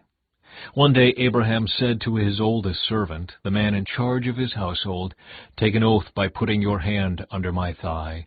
Swear by the Lord, the God of heaven and earth, that you will not allow my son to marry one of these local Canaanite women. Go instead to my homeland, to my relatives, and find a wife there for my son Isaac." The servant asked, "But what if I can't find a young woman who is willing to travel so far from home? Should I then take Isaac there to live among your relatives in the land you came from?" "No," Abraham responded, "be careful never to take my son there. For the Lord, the God of heaven, who took me from my father's house and my native land, solemnly promised to give this land to my descendants. He will send his angel ahead of you, and he will see to it that you find a wife there for my son. If she is unwilling to come back with you, then you are free from this oath of mine, but under no circumstances are you to take my son there." So the servant took an oath by putting his hand under the thigh of his master Abraham. He swore to follow Abraham's instructions. Then he loaded 10 of Abraham's camels with all kinds of expensive gifts from his master, and he traveled to distant Aram Naharaim. There he went to the town where Abraham's brother Nahor had settled. He made the camels kneel beside a well just outside the town. It was evening, and the women were coming out to draw water. "O Lord, God of my master Abraham," he prayed, "please give me success today and show unfailing love to my master Abraham. See, I am standing here beside this spring, and the young women of the town are coming out to draw water. This is my request. I will ask one of them, 'Please give me a drink from your jug.' If she says, 'Yes, have a drink, and I will water your camels too,' let her be the one you have selected as Isaac's wife. This is how I will know that you have shown unfailing love to my master." Before he had finished praying, he saw a young woman named Rebekah coming out with her water jug on her shoulder. She was the daughter of Bethuel, who was the son of Abraham's brother Nahor and his wife Milcah. Rebekah was very beautiful and old enough to be married, but she was still a virgin. She went down to the spring, filled her jug, and came up again. Running over to her, the servant said, "Please, give me a little drink of water from your jug." "Yes, my lord," she answered. "Have a drink."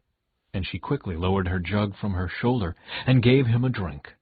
When she had given him a drink, she said, "I'll draw water for your camels too, until they have had enough to drink." So she quickly emptied her jug into the watering trough and ran back to the well to draw water for all his camels.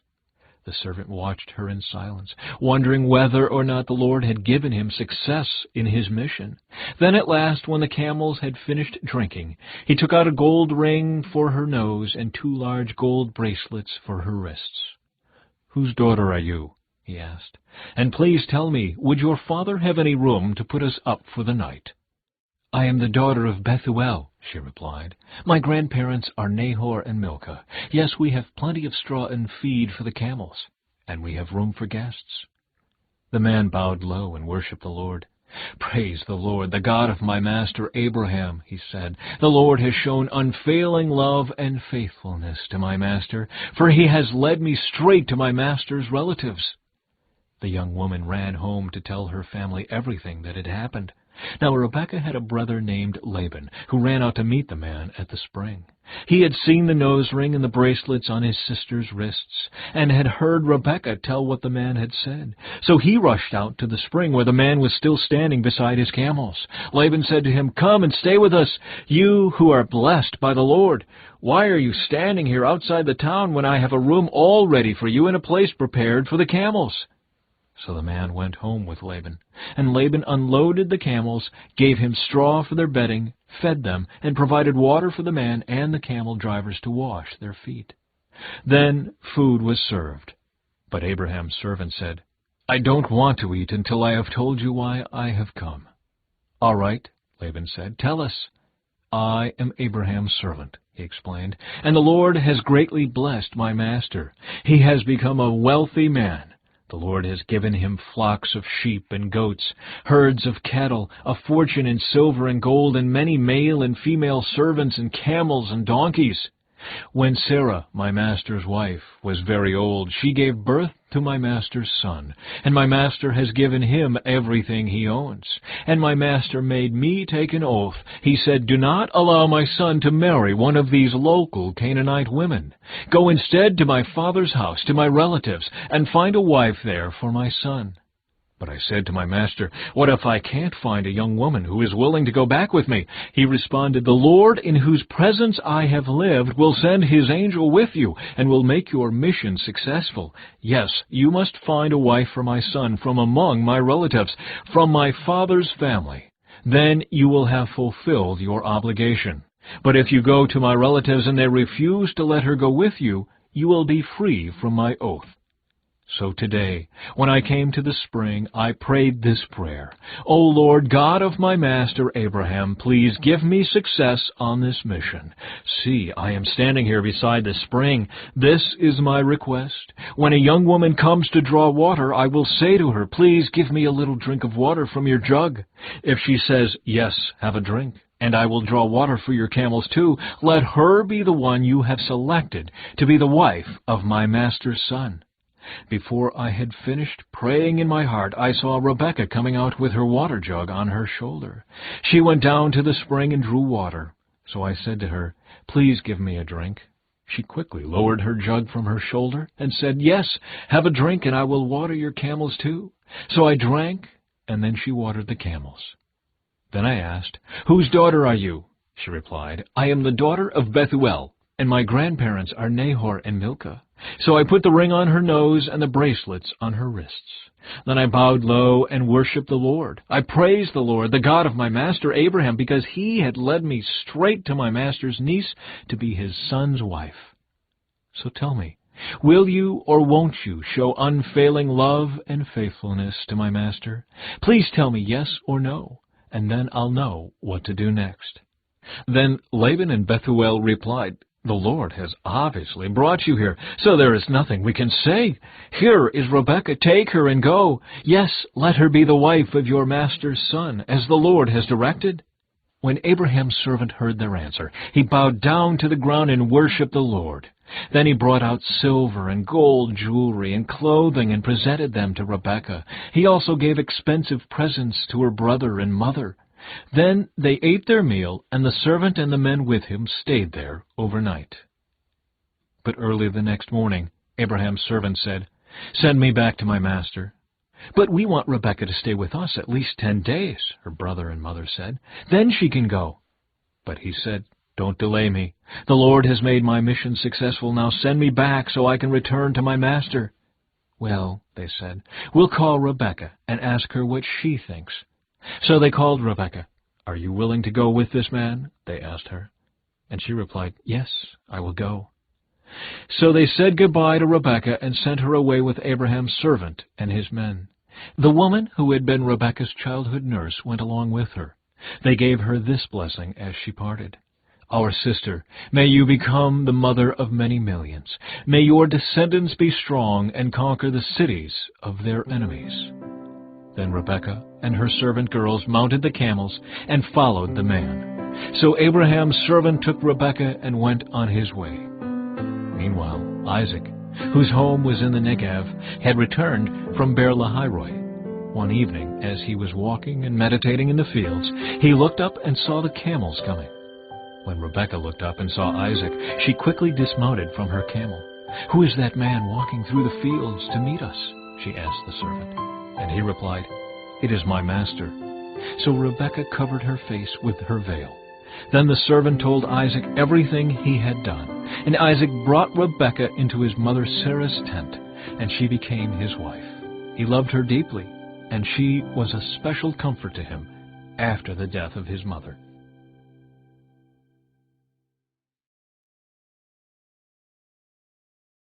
Chapter 25.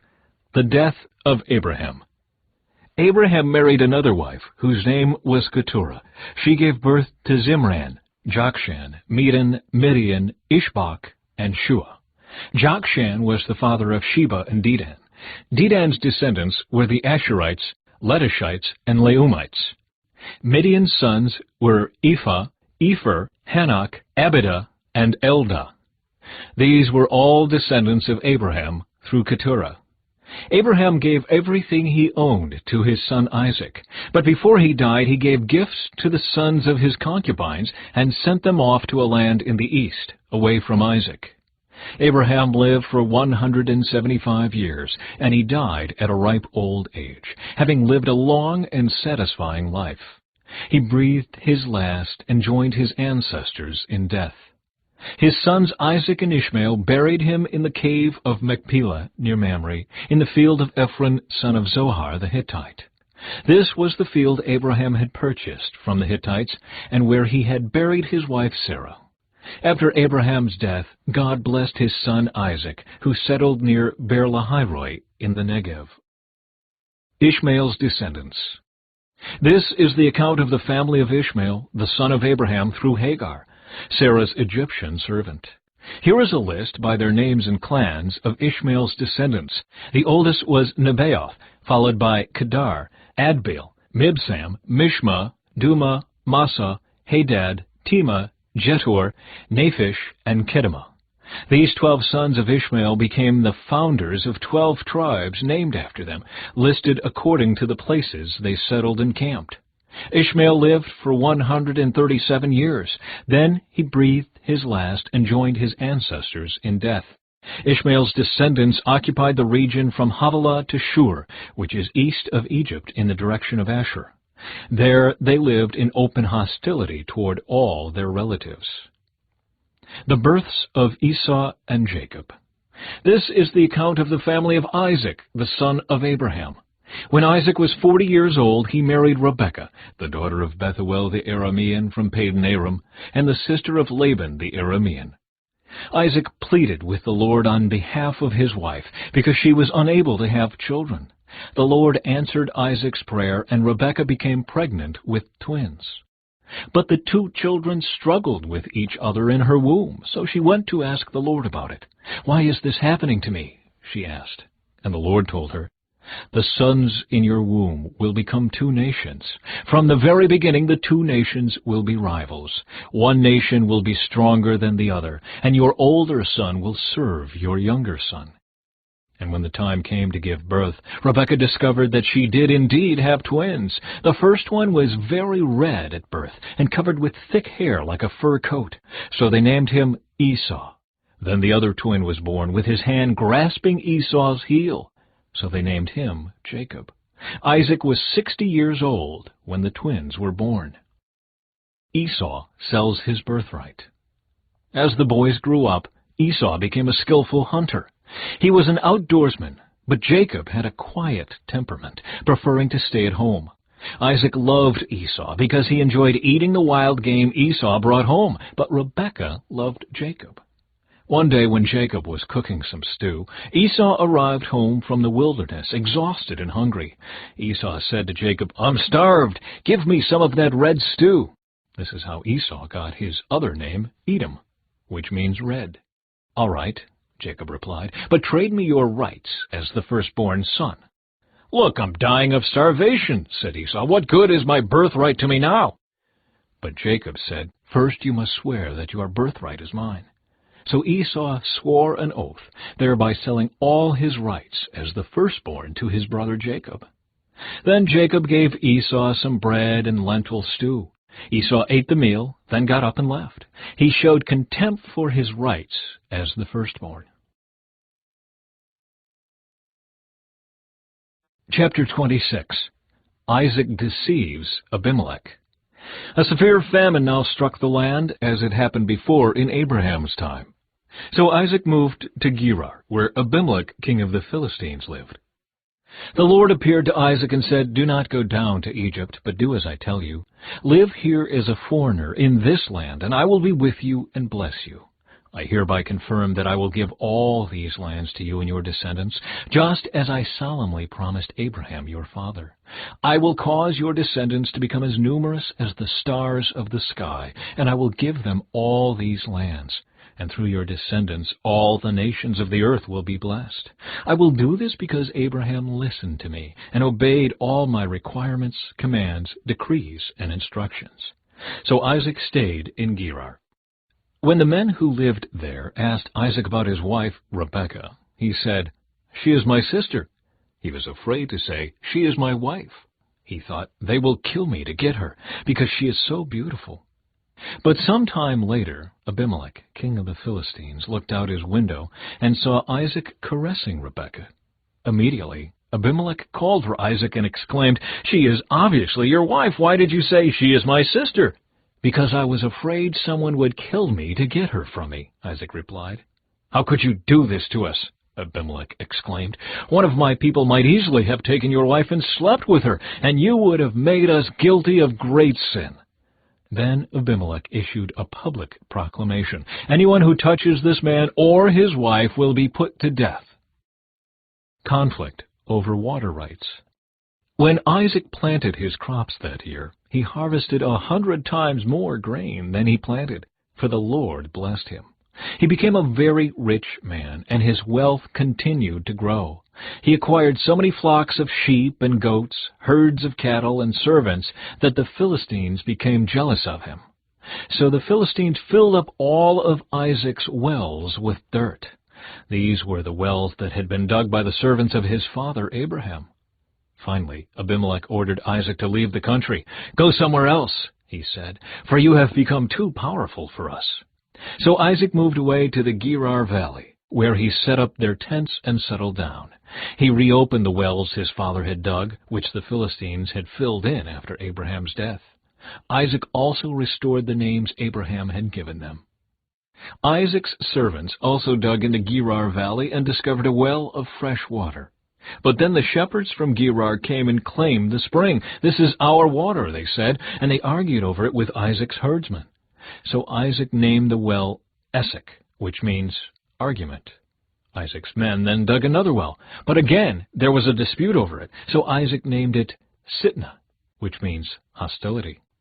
Abandoning that one, Isaac moved on and dug another well.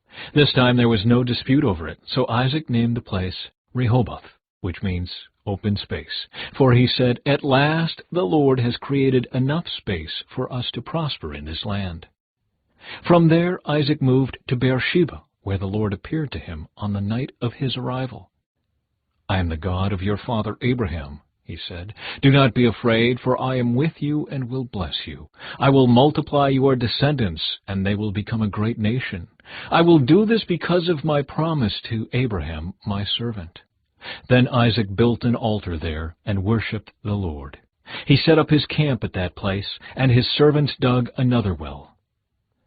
Isaac's covenant with Abimelech.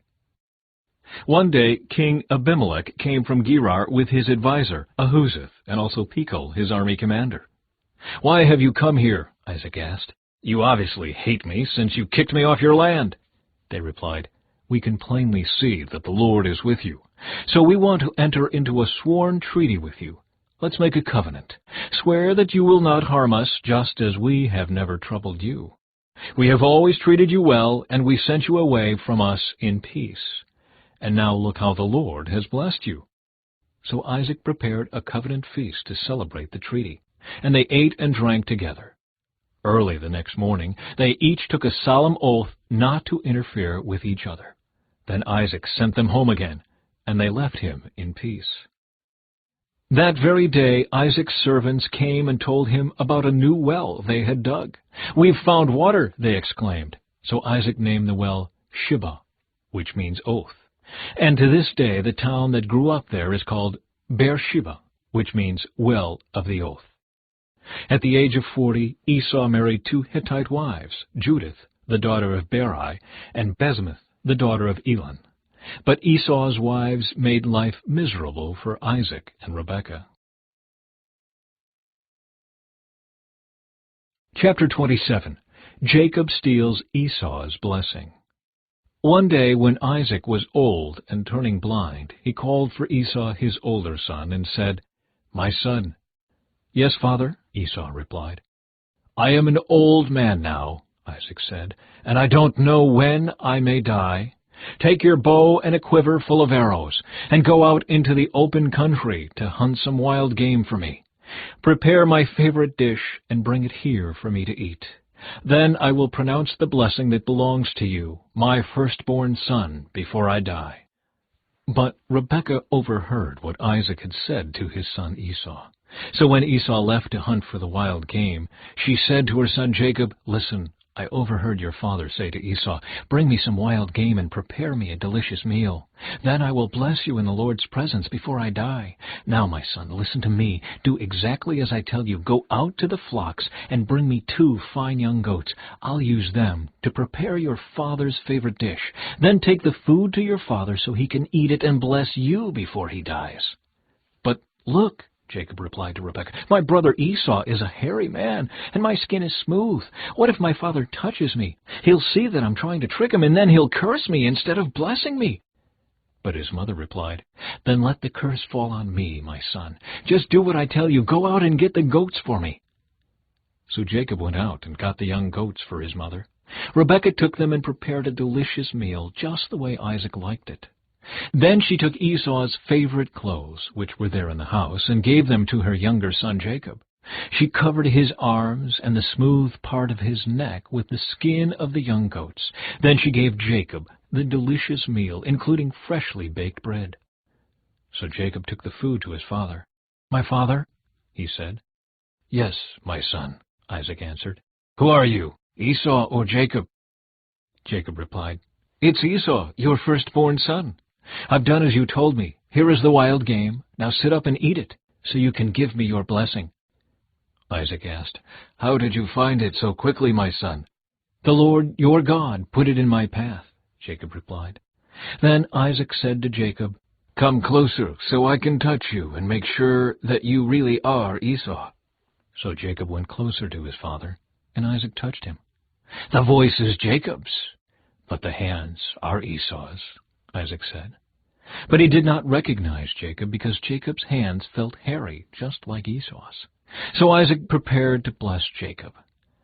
"But are you really my son Esau?" he asked. "Yes, I am," Jacob replied. Then Isaac said, "Now, my son, bring me the wild game. Let me eat it, and then I will give you my blessing." So Jacob took the food to his father, and Isaac ate it. He also drank the wine that Jacob served him. Then Isaac said to Jacob, "Please come a little closer and kiss me, my son."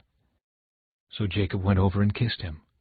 And when Isaac caught the smell of his clothes, he was finally convinced, and he blessed his son. He said, "Ah, the smell of my son is like the smell of the outdoors, which the Lord has blessed. From the dew of heaven and the richness of the earth, may God always give you abundant harvests of grain and bountiful new wine.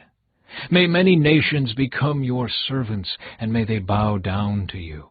May you be the master over your brothers, and may your mother's sons bow down to you. All who curse you will be cursed, and all who bless you will be blessed." As soon as Isaac had finished blessing Jacob, and almost before Jacob had left his father, Esau returned from his hunt. Esau prepared a delicious meal and brought it to his father. Then he said, "Sit up, my father, and eat my wild game, so you can give me your blessing." But Isaac asked him, "Who are you?" Esau replied, "It's your son, your firstborn son Esau." Isaac began to tremble uncontrollably and said, "Then who just served me wild game?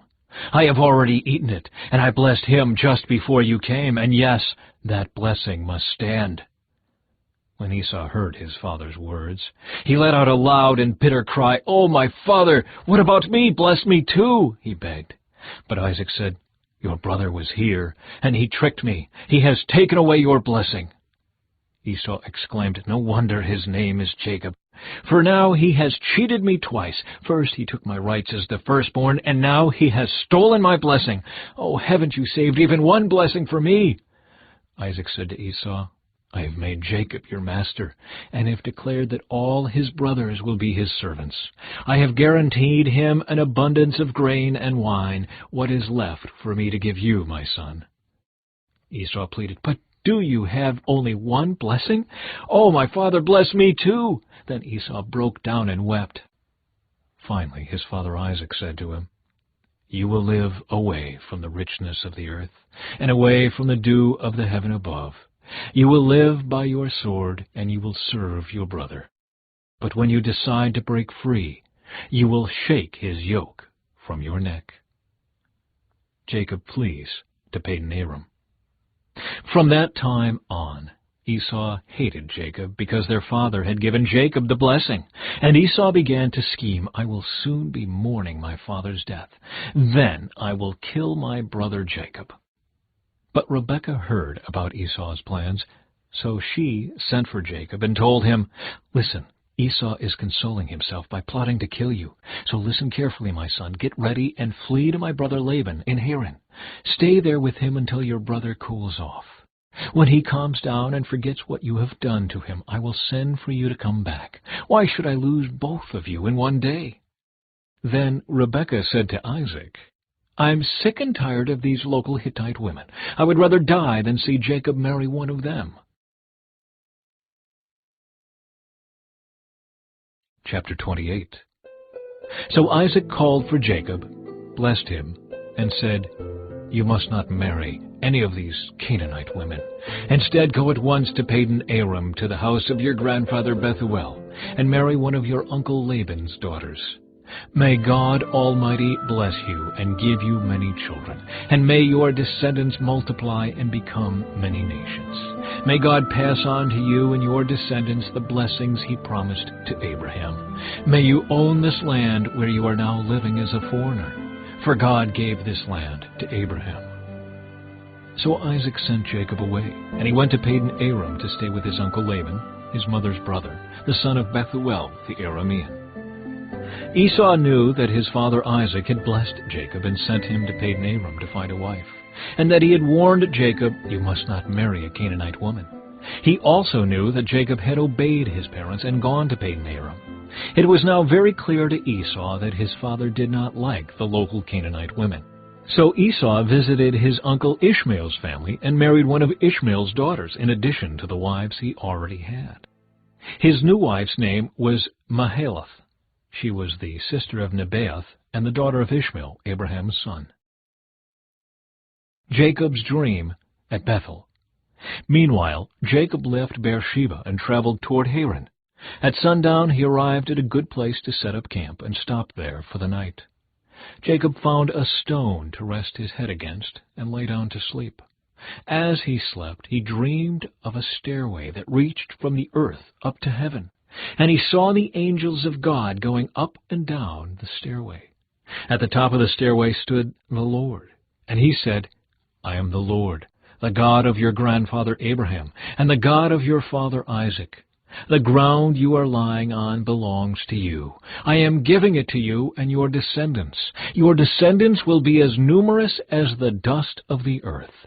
They will spread out in all directions, to the west and the east, to the north and the south, and all the families of the earth will be blessed through you and your descendants. What's more, I am with you, and I will protect you wherever you go. One day I will bring you back to this land.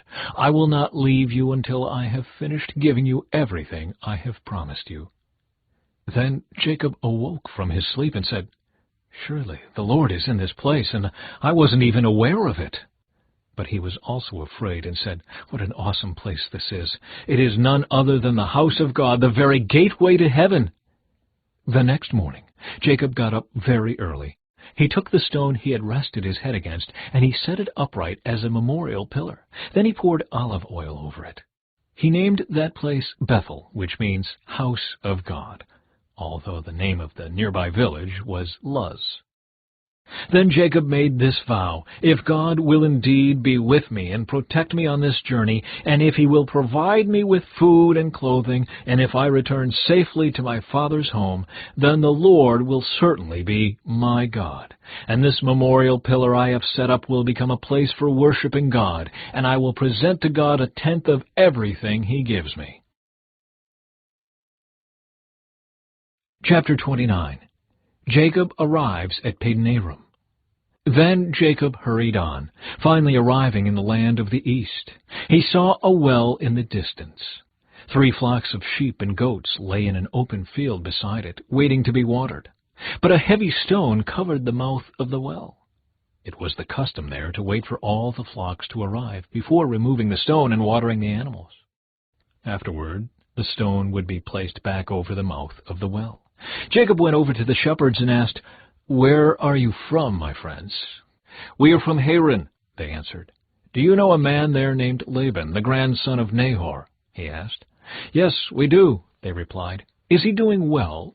Jacob asked. "Yes, he's well," they answered. "Look, here comes his daughter Rachel with the flock now." Jacob said, "Look, it's still broad daylight, too early to round up the animals. Why don't you water the sheep and goats so they can get back out to pasture?" "We can't water the animals until all the flocks have arrived," they replied. "Then the shepherds move the stone from the mouth of the well, and we water all the sheep and goats." Jacob was still talking with them when Rachel arrived with her father's flock, for she was a shepherd. And because Rachel was his cousin, the daughter of Laban, his mother's brother, and because the sheep and goats belonged to his uncle Laban, Jacob went over to the well and moved the stone from its mouth and watered his uncle's flock. Then Jacob kissed Rachel, and he wept aloud. He explained to Rachel that he was her cousin on her father's side, the son of her aunt Rebekah. So Rachel quickly ran and told her father Laban. As soon as Laban heard that his nephew Jacob had arrived, he ran out to meet him. He embraced and kissed him and brought him home. When Jacob had told him his story, Laban exclaimed, "You really are my own flesh and blood." Jacob marries Leah and Rachel. After Jacob had stayed with Laban for about a month, Laban said to him, "You shouldn't work for me without pay just because we are relatives. Tell me how much your wages should be." Now Laban had 2 daughters. The older daughter was named Leah, and the younger one was Rachel. There was no sparkle in Leah's eyes, but Rachel had a beautiful figure and a lovely face. Since Jacob was in love with Rachel, he told her father, "I'll work for you for 7 years if you'll give me Rachel, your younger daughter, as my wife." "Agreed," Laban replied. "I'd rather give her to you than to anyone else. Stay and work with me." So Jacob worked 7 years to pay for Rachel. But his love for her was so strong that it seemed to him but a few days. Finally the time came for him to marry her. "I have fulfilled my agreement," Jacob said to Laban. "Now give me my wife so I can marry her." So Laban invited everyone in the neighborhood and prepared a wedding feast. But that night, when it was dark, Laban took Leah to Jacob, and he slept with her. Laban had given Leah a servant, Zilpah, to be her maid. But when Jacob woke up in the morning, it was Leah. "What have you done to me?" Jacob raged at Laban. "I worked 7 years for Rachel. Why have you tricked me?" "It's not our custom here to marry off a younger daughter ahead of the firstborn," Laban replied. "But wait until the bridal week is over. Then we'll give you Rachel too, provided you promise to work another 7 years for me." So Jacob agreed to work 7 more years. A week after Jacob had married Leah, Laban gave him Rachel too. Laban gave Rachel a servant, Bilhah, to be her maid. So Jacob slept with Rachel too, and he loved her much more than Leah. He then stayed and worked for Laban the additional 7 years. Jacob's many children. When the Lord saw that Leah was unloved, he enabled her to have children, but Rachel could not conceive. So Leah became pregnant and gave birth to a son. She named him Reuben, for she said, "The Lord has noticed my misery, and now my husband will love me." She soon became pregnant again and gave birth to another son. She named him Simeon, for she said, "The Lord heard that I was unloved, and has given me another son."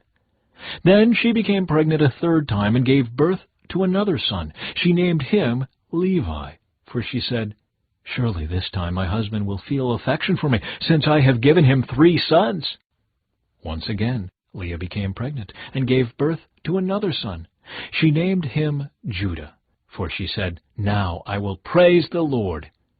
And then she stopped having children. Chapter 30.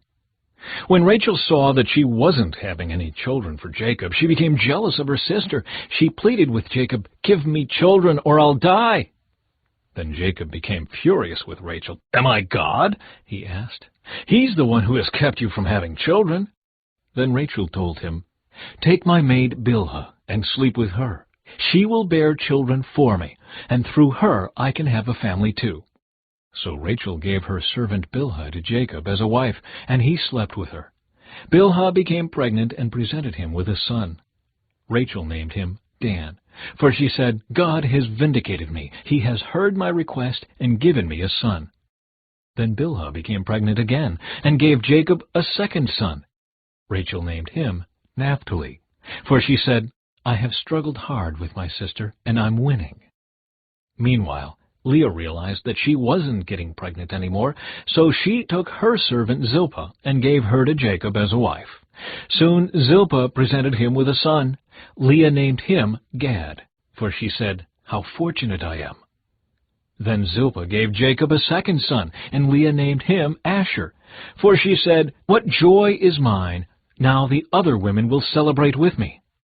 One day during the wheat harvest, Reuben found some mandrakes growing in a field and brought them to his mother Leah. Rachel begged Leah, "Please give me some of your son's mandrakes." But Leah angrily replied, "Wasn't it enough that you stole my husband? Now will you steal my son's mandrakes too?" Rachel answered, "I will let Jacob sleep with you tonight if you give me some of the mandrakes." So that evening, as Jacob was coming home from the fields, Leah went out to meet him. "You must come and sleep with me tonight," she said. "I have paid for you with some mandrakes that my son found." So that night he slept with Leah. And God answered Leah's prayers. She became pregnant again and gave birth to a 5th son for Jacob. She named him Issachar, for she said, "God has rewarded me for giving my servant to my husband as a wife." Then Leah became pregnant again and gave birth to a 6th son for Jacob. She named him Zebulun, for she said, "God has given me a good reward. Now my husband will treat me with respect, for I have given him 6 sons. Later she gave birth to a daughter and named her Dinah. Then God remembered Rachel's plight and answered her prayers by enabling her to have children. She became pregnant and gave birth to a son. God has removed my disgrace, she said, and she named him Joseph. For she said, may the Lord add yet another son to my family. Jacob's wealth increases.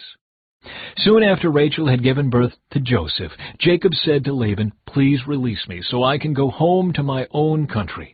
Let me take my wives and children, for I have earned them by serving you, and let me be on my way. You certainly know how hard I have worked for you. Please, listen to me, Laban replied. I have become wealthy, for the Lord has blessed me because of you. Tell me how much I owe you. Whatever it is, I'll pay it. Jacob replied, you know how hard I've worked for you, and how your flocks and herds have grown under my care. You had little indeed before I came, but your wealth has increased enormously. The Lord has blessed you through everything I've done. But now, what about me? When can I start providing for my own family? What wages do you want? Laban asked again. Jacob replied, don't give me anything. Just do this one thing, and I'll continue to tend and watch over your flocks. Let me inspect your flocks today, and remove all the sheep and goats that are speckled or spotted, along with all the black sheep. Give these to me as my wages. In the future, when you check on the animals you have given me as my wages, you'll see that I have been honest. If you find in my flock any goats without speckles or spots, or any sheep that are not black, you will know that I have stolen them from you. All right, Laban replied. It will be as you say. But that very day Laban went out and removed the male goats that were streaked and spotted, all the female goats that were speckled and spotted or had white patches, and all the black sheep. He placed them in the care of his own sons, who took them a 3 days' journey from where Jacob was. Meanwhile, Jacob stayed and cared for the rest of Laban's flock. Then Jacob took some fresh branches from poplar, almond, and plane trees and peeled off strips of bark, making white streaks on them.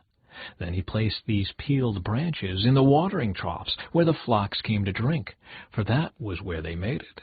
And when they mated in front of the white-streaked branches, they gave birth to young that were streaked, speckled, and spotted.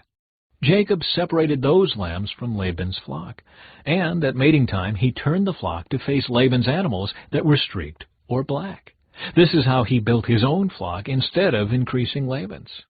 Whenever the stronger females were ready to mate, Jacob would place the peeled branches in the watering troughs in front of them. Then they would mate in front of the branches. But he didn't do this with the weaker ones, so the weaker lambs belonged to Laban, and the stronger ones were Jacob's. As a result, Jacob became very wealthy, with large flocks of sheep and goats, male and female servants, and many camels and donkeys. Chapter 31. Jacob flees from Laban. But Jacob soon learned that Laban's sons were grumbling about him. Jacob has robbed our father of everything, they said. He has gained all his wealth at our father's expense. And Jacob began to notice a change in Laban's attitude toward him. Then the Lord said to Jacob, return to the land of your father and grandfather, and to your relatives there, and I will be with you. So Jacob called Rachel and Leah out to the field, where he was watching his flock. He said to them, I have noticed that your father's attitude toward me has changed, but the God of my father has been with me. You know how hard I have worked for your father, but he has cheated me, changing my wages 10 times.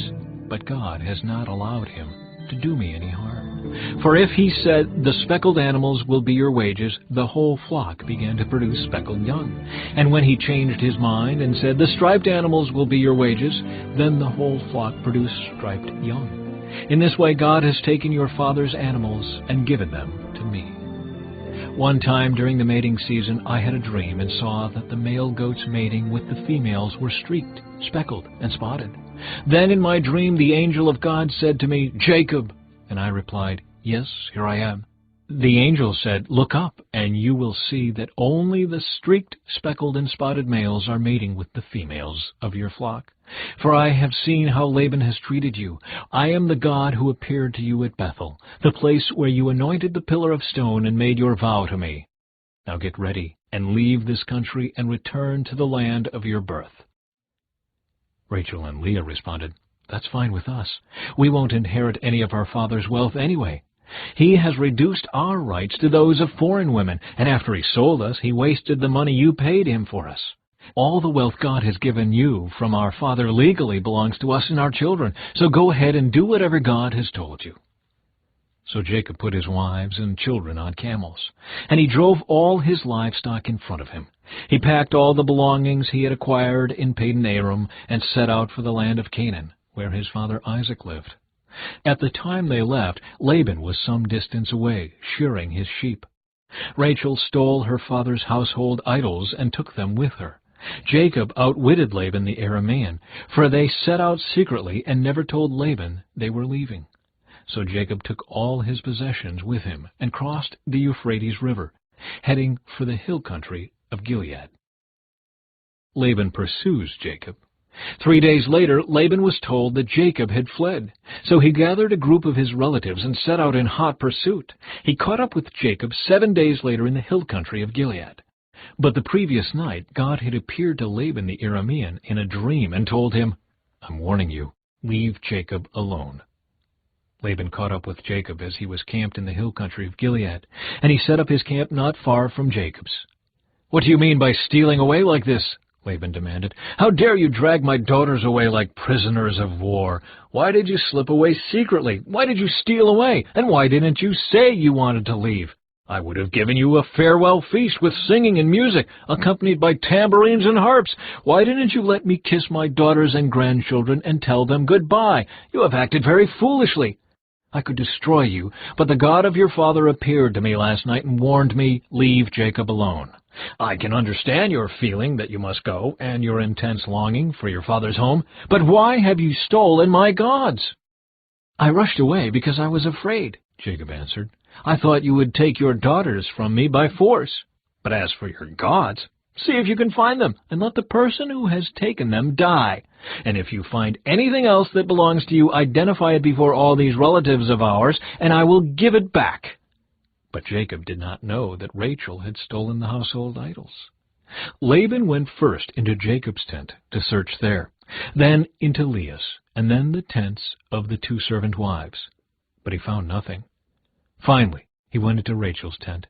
But Rachel had taken the household idols and hidden them in her camel's saddle, and now she was sitting on them. When Laban had thoroughly searched her tent without finding them, she said to her father, "Please, sir, forgive me if I don't get up for you. I'm having my monthly period." So Laban continued his search, but he could not find the household idols. Then Jacob became very angry, and he challenged Laban. "What's my crime?" he demanded. "What have I done wrong to make you chase after me as though I were a criminal?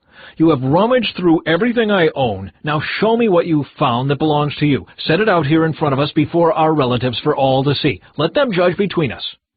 For 20 years I have been with you, caring for your flocks. In all that time your sheep and goats never miscarried. In all those years I never used a single ram of yours for food. If any were attacked and killed by wild animals, I never showed you the carcass and asked you to reduce the count of your flock. No, I took the loss myself. You made me pay for every stolen animal, whether it was taken in broad daylight or in the dark of night. I worked for you through the scorching heat of the day and through cold and sleepless nights. Yes, for 20 years I slaved in your house. I worked for 14 years earning your 2 daughters, and then 6 more years for your flock. And you changed my wages 10 times. In fact, if the God of my father had not been on my side, the God of Abraham and the fearsome God of Isaac, you would have sent me away empty-handed. But God has seen your abuse and my hard work. That is why he appeared to you last night and rebuked you." Jacob's treaty with Laban. Then Laban replied to Jacob, "These women are my daughters, these children are my grandchildren, and these flocks are my flocks. In fact, everything you see is mine. But what can I do now about my daughters and their children? So come, let's make a covenant, you and I, and it will be a witness to our commitment." So Jacob took a stone and set it up as a monument. Then he told his family members, "Gather some stones." So they gathered stones and piled them in a heap. Then Jacob and Laban sat down beside the pile of stones to eat a covenant meal.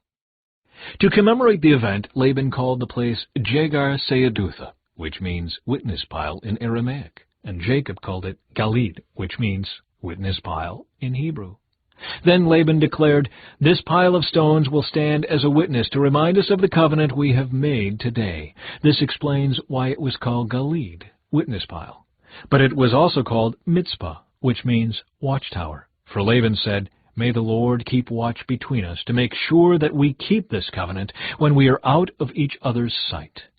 If you mistreat my daughters, or if you marry other wives, God will see it even if no one else does. He is a witness to this covenant between us." "See this pile of stones," Laban continued, "and see this monument I have set between us. They stand between us as witnesses of our vows. I will never pass this pile of stones to harm you, and you must never pass these stones or this monument to harm me. I call on the God of our ancestors, the God of your grandfather Abraham and the God of my grandfather Nahor, to serve as a judge between us." So Jacob took an oath before the fearsome God of his father Isaac to respect the boundary line. Then Jacob offered a sacrifice to God there on the mountain and invited everyone to a covenant feast. After they had eaten, they spent the night on the mountain. Laban got up early the next morning, and he kissed his grandchildren and his daughters and blessed them. Then he left and returned home.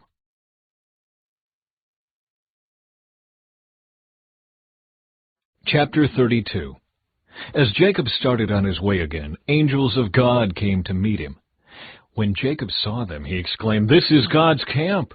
So he named the place Mahanaim. Jacob sends gifts to Esau.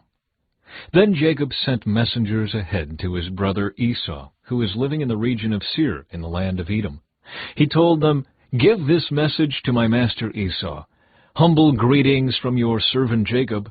Until now I have been living with Uncle Laban, and now I own cattle, donkeys, flocks of sheep and goats, and many servants, both men and women. I have sent these messengers to inform my lord of my coming, hoping that you will be friendly to me." After delivering the message, the messengers returned to Jacob and reported, "We met your brother Esau, and he is already on his way to meet you with an army of 400 men. Jacob was terrified at the news. He divided his household, along with the flocks and herds and camels, into two groups. He thought, if Esau meets one group and attacks it, perhaps the other group can escape. Then Jacob prayed, "O God of my grandfather Abraham and God of my father Isaac, O Lord, you told me, 'Return to your own land and to your relatives,' and you promised me, 'I will treat you kindly.' I am not worthy of all the unfailing love and faithfulness you have shown to me, your servant. When I left home and crossed the Jordan River, I owned nothing except a walking stick. Now my household fills 2 large camps. O Lord, please rescue me from the hand of my brother Esau. I am afraid that he is coming to attack me, along with my wives and children.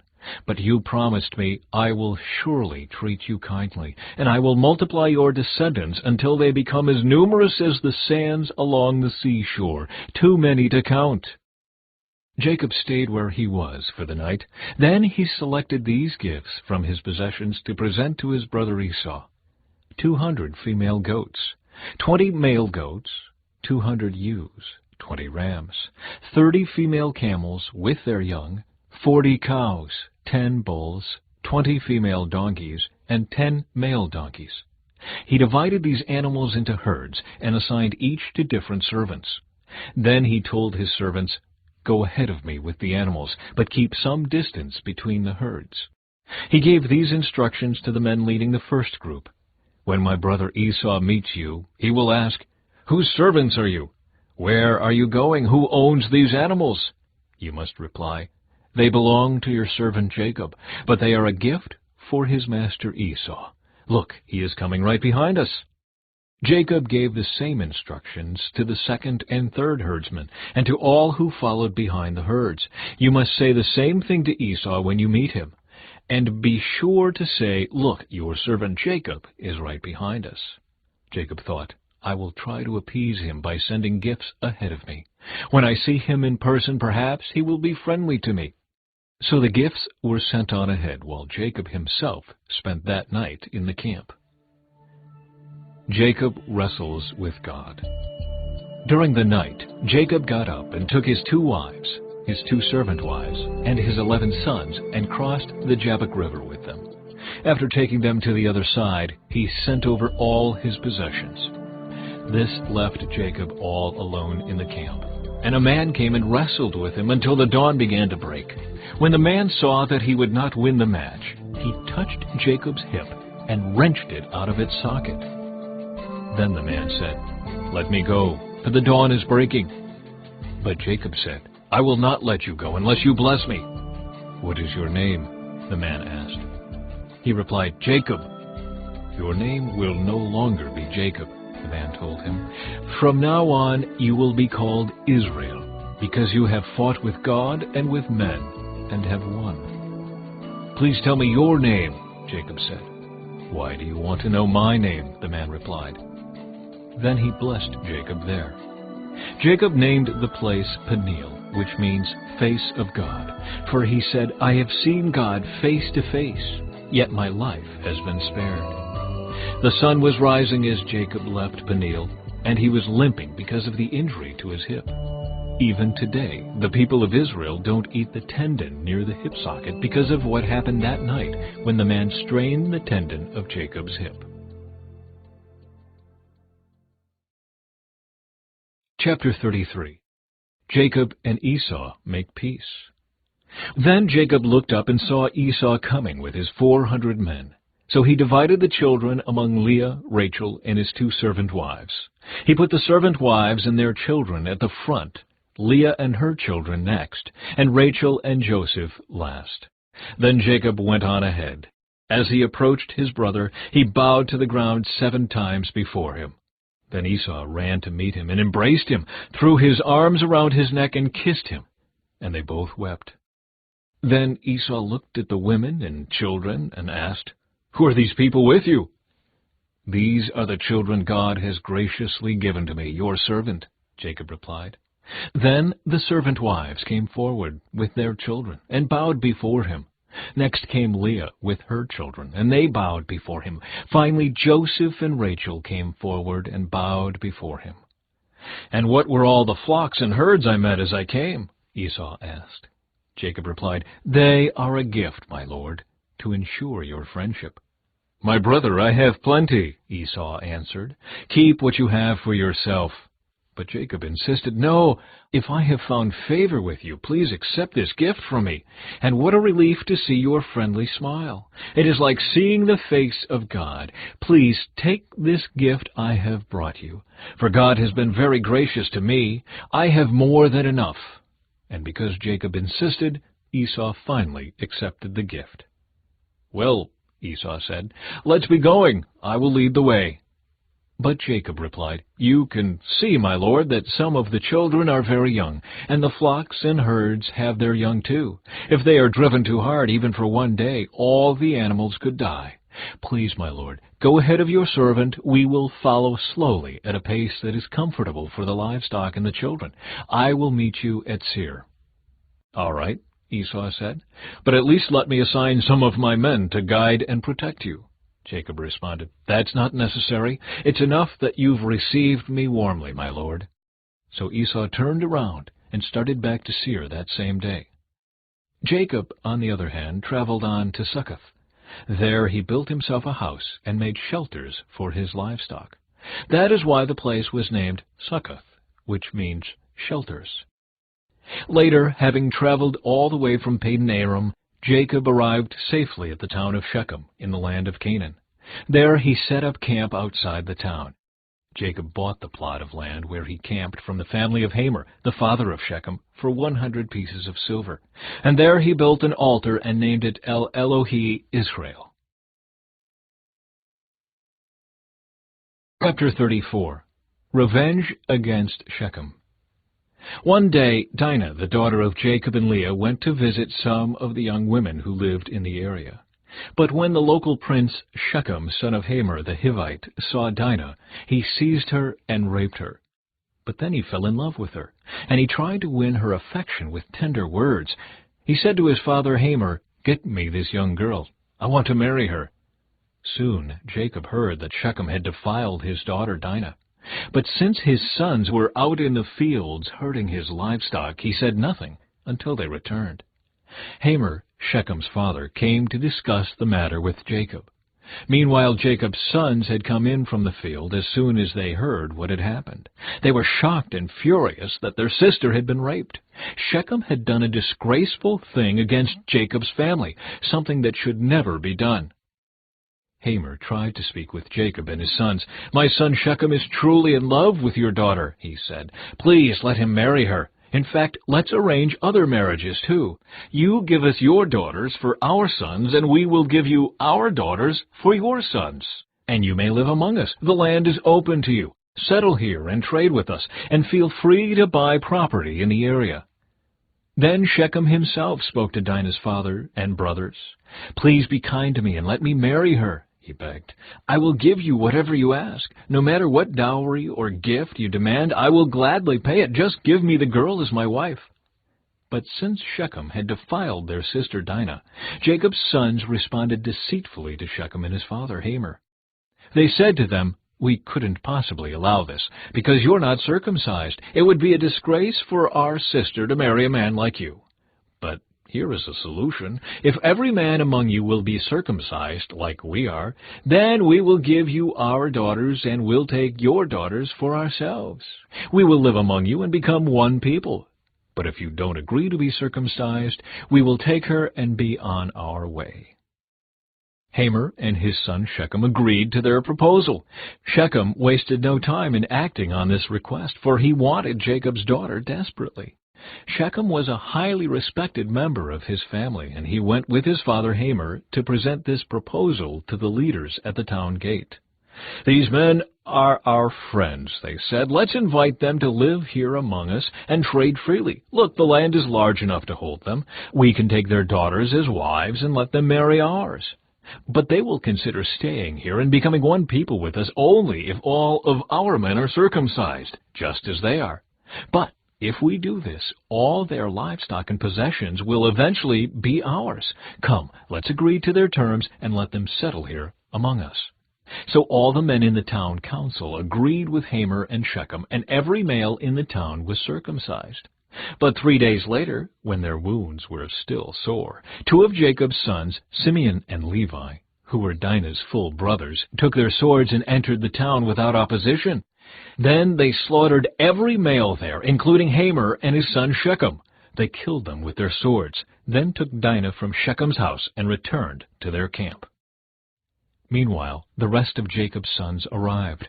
Finding the men slaughtered, they plundered the town because their sister had been defiled there. They seized all the flocks and herds and donkeys, everything they could lay their hands on, both inside the town and outside in the fields.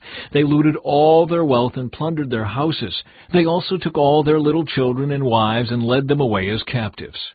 Afterward, Jacob said to Simeon and Levi, "You have ruined me. You've made me stink among all the people of this land, among all the Canaanites and Perizzites. We are so few that they will join forces and crush us. I will be ruined, and my entire household will be wiped out." "But why should we let him treat our sister like a prostitute?" they retorted angrily. Chapter 35. Jacob's return to Bethel. Then God said to Jacob, "Get ready and move to Bethel and settle there.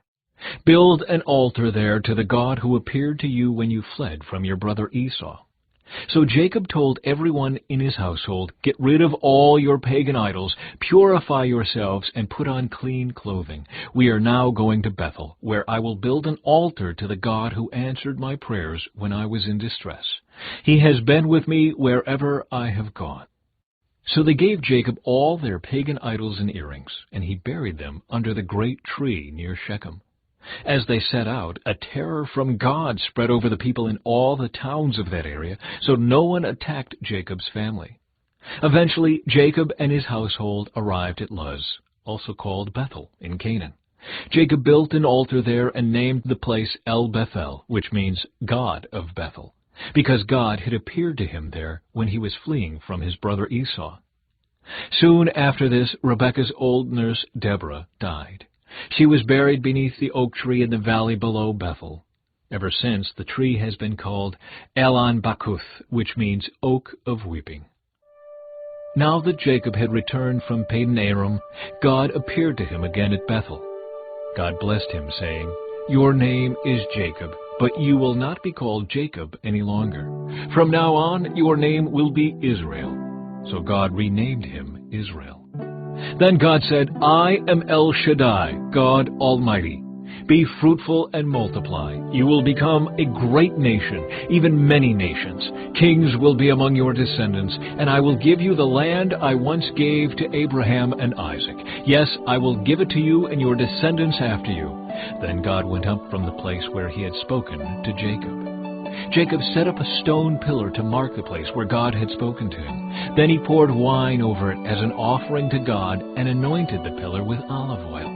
And Jacob named the place Bethel, which means house of God, because God had spoken to him there. The deaths of Rachel and Isaac. Leaving Bethel, Jacob and his clan moved on toward Ephrath. But Rachel went into labor while they were still some distance away. Her labor pains were intense. After a very hard delivery, the midwife finally exclaimed, "Don't be afraid, you have another son." Rachel was about to die, but with her last breath, she named the baby Ben-Oni, which means son of my sorrow. The baby's father, however, called him Benjamin, which means son of my right hand. So Rachel died and was buried on the way to Ephrath, that is, Bethlehem. Jacob set up a stone monument over Rachel's grave, and it can be seen there to this day. Then Jacob traveled on and camped beyond Migdal Eder. While he was living there, Reuben had intercourse with Bilhah, his father's concubine, and Jacob soon heard about it. These are the names of the 12 sons of Jacob. The sons of Leah were Reuben, Jacob's oldest son, Simeon, Levi, Judah, Issachar, and Zebulun. The sons of Rachel were Joseph and Benjamin. The sons of Bilhah, Rachel's servant, were Dan and Naphtali.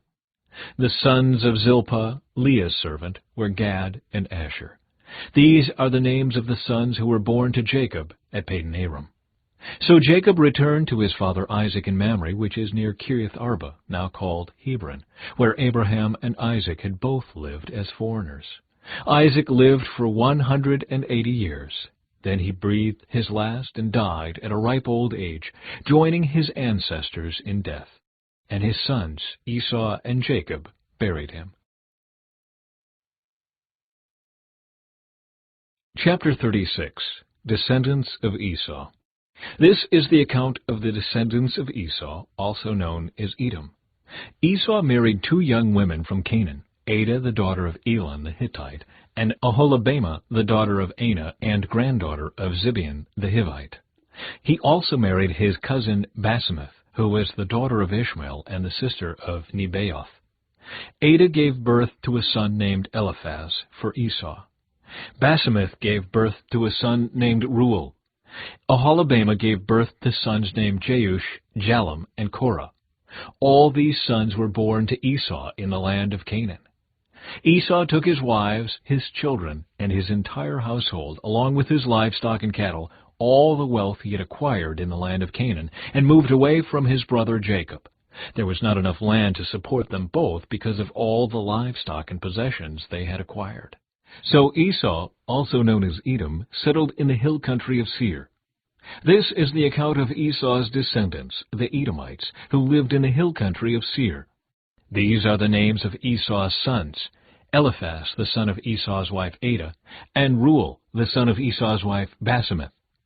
The descendants of Eliphaz were Teman, Omar, Zepho, Gatam, and Kenaz.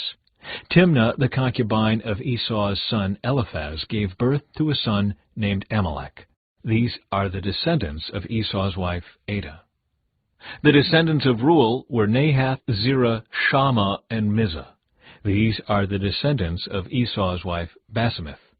Esau also had sons through Oholibamah, the daughter of Anah and granddaughter of Zibeon. Their names were Jeush, Jalem, and Korah. These are the descendants of Esau who became the leaders of various clans. The descendants of Esau's oldest son, Eliphaz, became the leaders of the clans of Teman, Omar, Zepho, Kenaz, Korah, Gatam, and Amalek. These are the clan leaders in the land of Edom who descended from Eliphaz. All these were descendants of Esau's wife, Adah. The descendants of Esau's son Reuel became the leaders of the clans of Nahath, Zerah, Shammah, and Mizah. These are the clan leaders in the land of Edom who descended from Reuel. All these were descendants of Esau's wife, Basemath. The descendants of Esau and his wife Aholibamah became the leaders of the clans of Jeush, Jalam, and Korah. These are the clan leaders who descended from Esau's wife Aholibamah, the daughter of Anah. These are the clans descended from Esau, also known as Edom, identified by their clan leaders. Original peoples of Edom. These are the names of the tribes that descended from Seir the Horite. They lived in the land of Edom: Lotan, Shobal, Zibeon, Anah, Dishan, Ezer, and Dishan.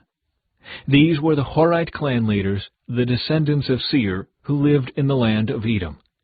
The descendants of Lotan were Hori and Heman. Lotan also had a sister named Timnah.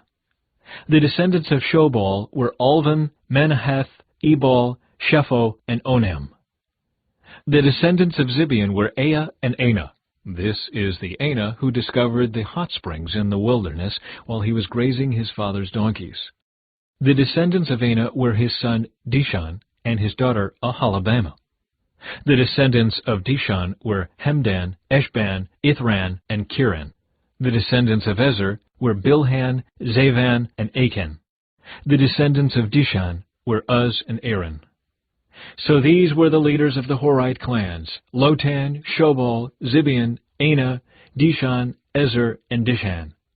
The Horite clans are named after their clan leaders who lived in the land of Seir. Rulers of Edom. These are the kings who ruled in the land of Edom before any king ruled over the Israelites. Bela, son of Beor, who ruled in Edom from the city of Dinhabah. After Bela died, Jobab, son of Zerah from Basra, became king in his place. After Jobab died, Husham from the land of the Temanites became king in his place. After Husham died, Hadad, son of Bedad, became king in his place and ruled from the city of Avith. He was the one who defeated the Midianites in the land of Moab. After Hadad died, Samlah from the city of Masrekah became king in his place. After Samlah died, Shaul from the city of Rehoboth on the river became king in his place. After Shaul died, Baal-Hanan, son of Akbor, became king in his place. After Baal-Hanan, son of Akbor, died, Hadad became king in his place and ruled from the city of Boah. Hadad's wife was Mehetabel, the daughter of Matred and granddaughter of Mezahab. These are the names of the leaders of the clans descended from Esau, who lived in the places named for them: Timnah, Alva, Jetheth, Aholibamah, Elah, Pinon, Kenaz, Teman, Mibzar, Magdil, and Iram. These are the leaders of the clans of Edom, listed according to their settlements in the land they occupied. They all descended from Esau, the ancestor of the Edomites.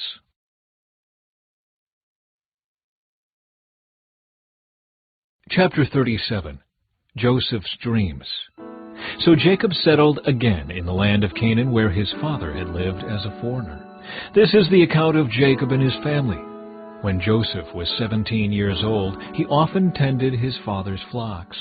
He worked for his half-brothers, the sons of his father's wives, Bilhah and Zilpah. But Joseph reported to his father some of the bad things his brothers were doing. Jacob loved Joseph more than any of his other children, because Joseph had been born to him in his old age. So one day Jacob had a special gift made for Joseph, a beautiful robe. But his brothers hated Joseph because their father loved him more than the rest of them. They couldn't say a kind word to him. One night, Joseph had a dream, and when he told his brothers about it, they hated him more than ever. "Listen to this dream," he said. "We were out in the field, tying up bundles of grain. Suddenly my bundle stood up, and your bundles all gathered around and bowed low before mine." His brothers responded, "So you think you will be our king, do you? Do you actually think you will reign over us?" And they hated him all the more because of his dreams and the way he talked about them. Soon Joseph had another dream, and again he told his brothers about it. "Listen, I have had another dream," he said. "The sun, moon, and 11 stars bowed low before me." This time he told the dream to his father as well as to his brothers. But his father scolded him. "What kind of dream is that?" he asked. "Will your mother and I and your brothers actually come and bow to the ground before you?" But while his brothers were jealous of Joseph, his father wondered what the dreams meant.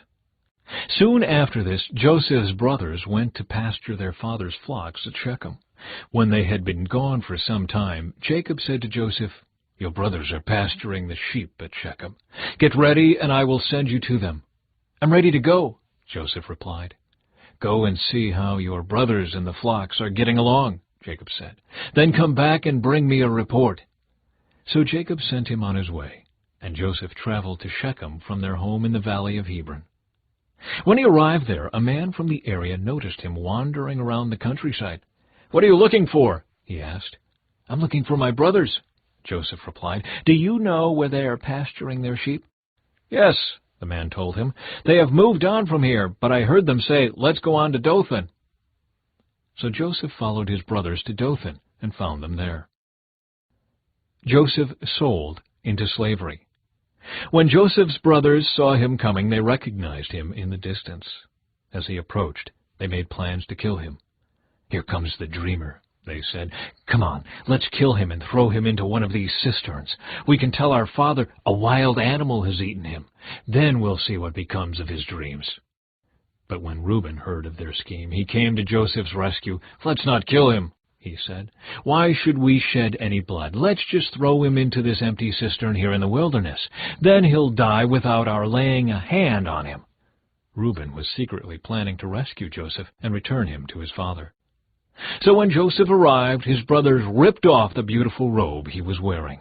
Then they grabbed him and threw him into the cistern. Now the cistern was empty. There was no water in it. Then, just as they were sitting down to eat, they looked up and saw a caravan of camels in the distance coming toward them.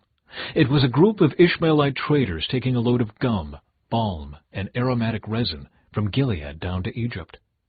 Judah said to his brothers, "What will we gain by killing our brother? His blood would just give us a guilty conscience. Instead of hurting him, let's sell him to those Ishmaelite traders. After all, he is our brother, our own flesh and blood." And his brothers agreed. So when the Ishmaelites, who were Midianite traders, came by, Joseph's brothers pulled him out of the cistern and sold him to them for 20 pieces of silver. And the traders took him to Egypt. Some time later, Reuben returned to get Joseph out of the cistern. When he discovered that Joseph was missing, he tore his clothes in grief. Then he went back to his brothers and lamented, "The boy is gone. What will I do now?" Then the brothers killed a young goat and dipped Joseph's robe in its blood.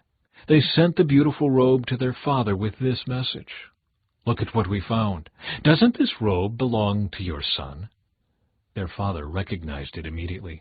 "Yes," he said, "it is my son's robe. A wild animal must have eaten him. Joseph has clearly been torn to pieces." Then Jacob tore his clothes and dressed himself in burlap.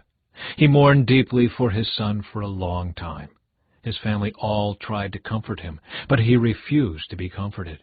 "I will go to my grave mourning for my son," he would say, and then he would weep. Meanwhile, the Midianite traders arrived in Egypt, where they sold Joseph to Potiphar, an officer of Pharaoh, the king of Egypt. Potiphar was captain of the palace guard.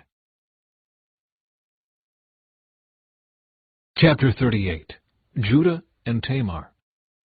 About this time, Judah left home and moved to Adullam, where he stayed with a man named Hira. There he saw a Canaanite woman, the daughter of Shua, and he married her. When he slept with her, she became pregnant and gave birth to a son, and he named the boy Then she became pregnant again and gave birth to another son, and she named him Onan. And when she gave birth to a third son, she named him Shelah. At the time of Shelah's birth, they were living at Chezib. In the course of time, Judah arranged for his firstborn son to marry a young woman named Tamar. But was a wicked man in the Lord's sight, so the Lord took his life. Then Judah said to Er's brother Onan, "Go and marry Tamar, as our law requires of the brother of a man who has died. You must produce an heir for your brother." But Onan was not willing to have a child who would not be his own heir. So whenever he had intercourse with his brother's wife, he spilled the semen on the ground. This prevented her from having a child who would belong to his brother. But the Lord considered it evil for Onan to deny a child to his dead brother. So the Lord took Onan's life too. Then Judah said to Tamar, his daughter-in-law, "Go back to your parents' home and remain a widow until my son Shelah is old enough to marry you." But Judah didn't really intend to do this, because he was afraid Shelah would also die like his two brothers. So Tamar went back to live in her father's home. Some years later, Judah's wife died. After the time of mourning was over, Judah and his friend Hira the Adullamite went up to Timnah to supervise the shearing of his sheep. Someone told Tamar, "Look, your father-in-law is going up to Timnah to shear his sheep." Tamar was aware that Shelah had grown up, but no arrangements had been made for her to come and marry him. So she changed out of her widow's clothing and covered herself with a veil to disguise herself. Then she sat beside the road at the entrance to the village of Enaim, which is on the road to Timnah. Judah noticed her and thought she was a prostitute, since she had covered her face. So he stopped and propositioned her. "Let me have sex with you," he said, not realizing that she was his own daughter-in-law. "How much will you pay to have sex with me?" Tamar asked. "I'll send you a young goat from my flock," Judah promised. "But what will you give me to guarantee that you will send the goat?" she asked. "What kind of guarantee do you want?" he replied. She answered, "Leave me your identification seal and its cord, and the walking stick you are carrying." So Judah gave them to her. Then he had intercourse with her, and she became pregnant. Afterward she went back home, took off her veil, and put on her widow's clothing as usual. Later Judah asked his friend Hira the Adullamite to take the young goat to the woman and to pick up the things he had given her as his guarantee. But Hira couldn't find her. So he asked the men who lived there, "Where can I find the shrine prostitute who was sitting beside the road at the entrance to Enaim?" "We've never had a shrine prostitute here," they replied. So Hira returned to Judah and told him, "I couldn't find her anywhere, and the men of the village claim they've never had a shrine prostitute there." "Then let her keep the things I gave her," Judah said. "I sent the young goat as we agreed, but you couldn't find her. We'd be the laughing stock of the village if we went back again to look for her." About 3 months later, Judah was told, "Tamar, your daughter-in-law, has acted like a prostitute, and now, because of this, she's pregnant." "Bring her out and let her be burned," Judah demanded. But as they were taking her out to kill her, she sent this message to her father-in-law. "The man who owns these things made me pregnant. Look closely, whose seal and cord and walking stick are these?" Judah recognized them immediately and said, "She is more righteous than I am, because I didn't arrange for her to marry my son Shelah." And Judah never slept with Tamar again. When the time came for Tamar to give birth, it was discovered that she was carrying twins. While she was in labor, one of the babies reached out his hand. The midwife grabbed it and tied a scarlet string around the child's wrist, announcing, "This one came out first." But then he pulled back his hand, and out came his brother. "What?" the midwife exclaimed. "How did you break out first?"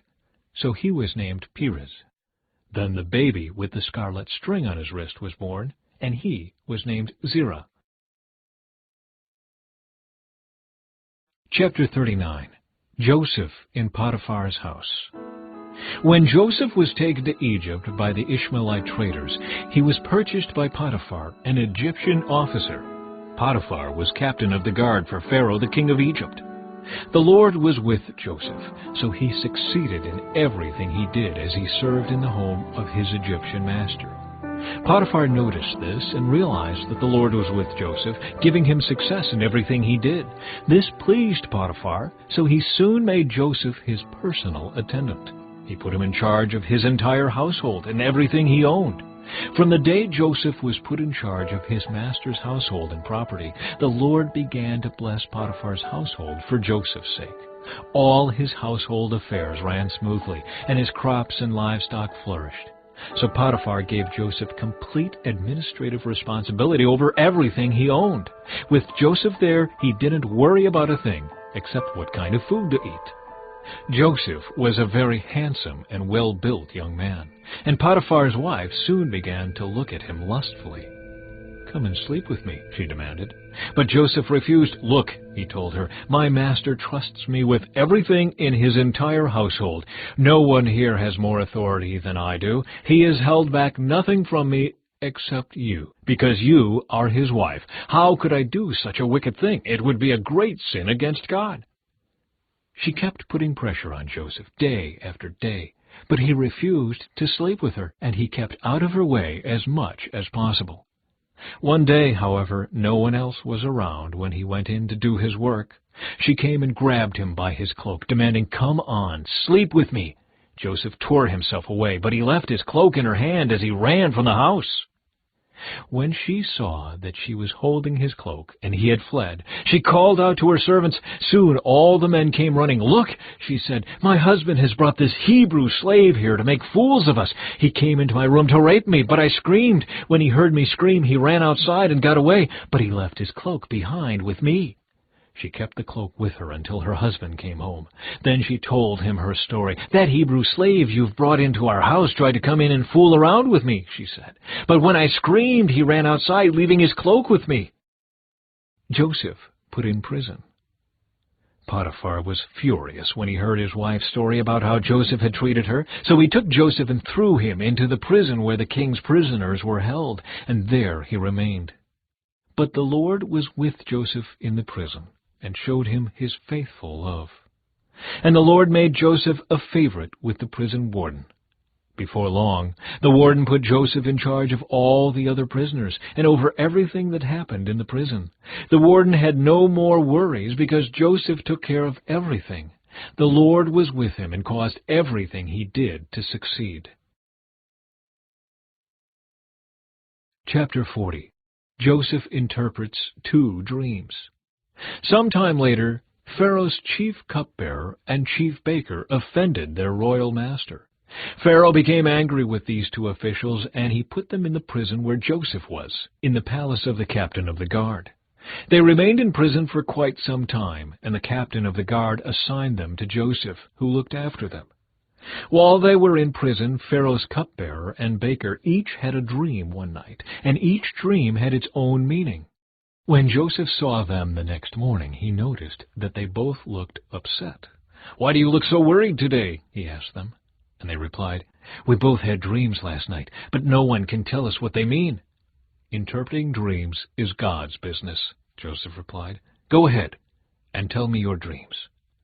So the chief cupbearer told Joseph his dream first.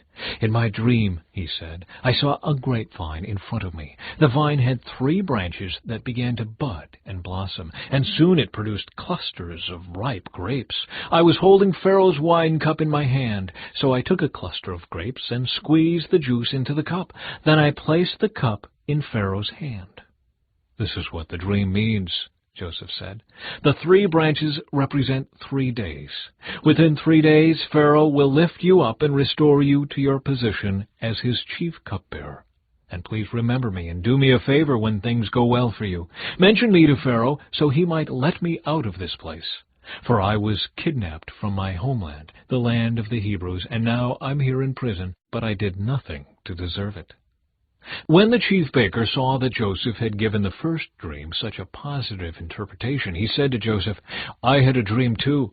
In my dream, there were 3 baskets of white pastries stacked on my head. The top basket contained all kinds of pastries for Pharaoh, but the birds came and ate them from the basket on my head."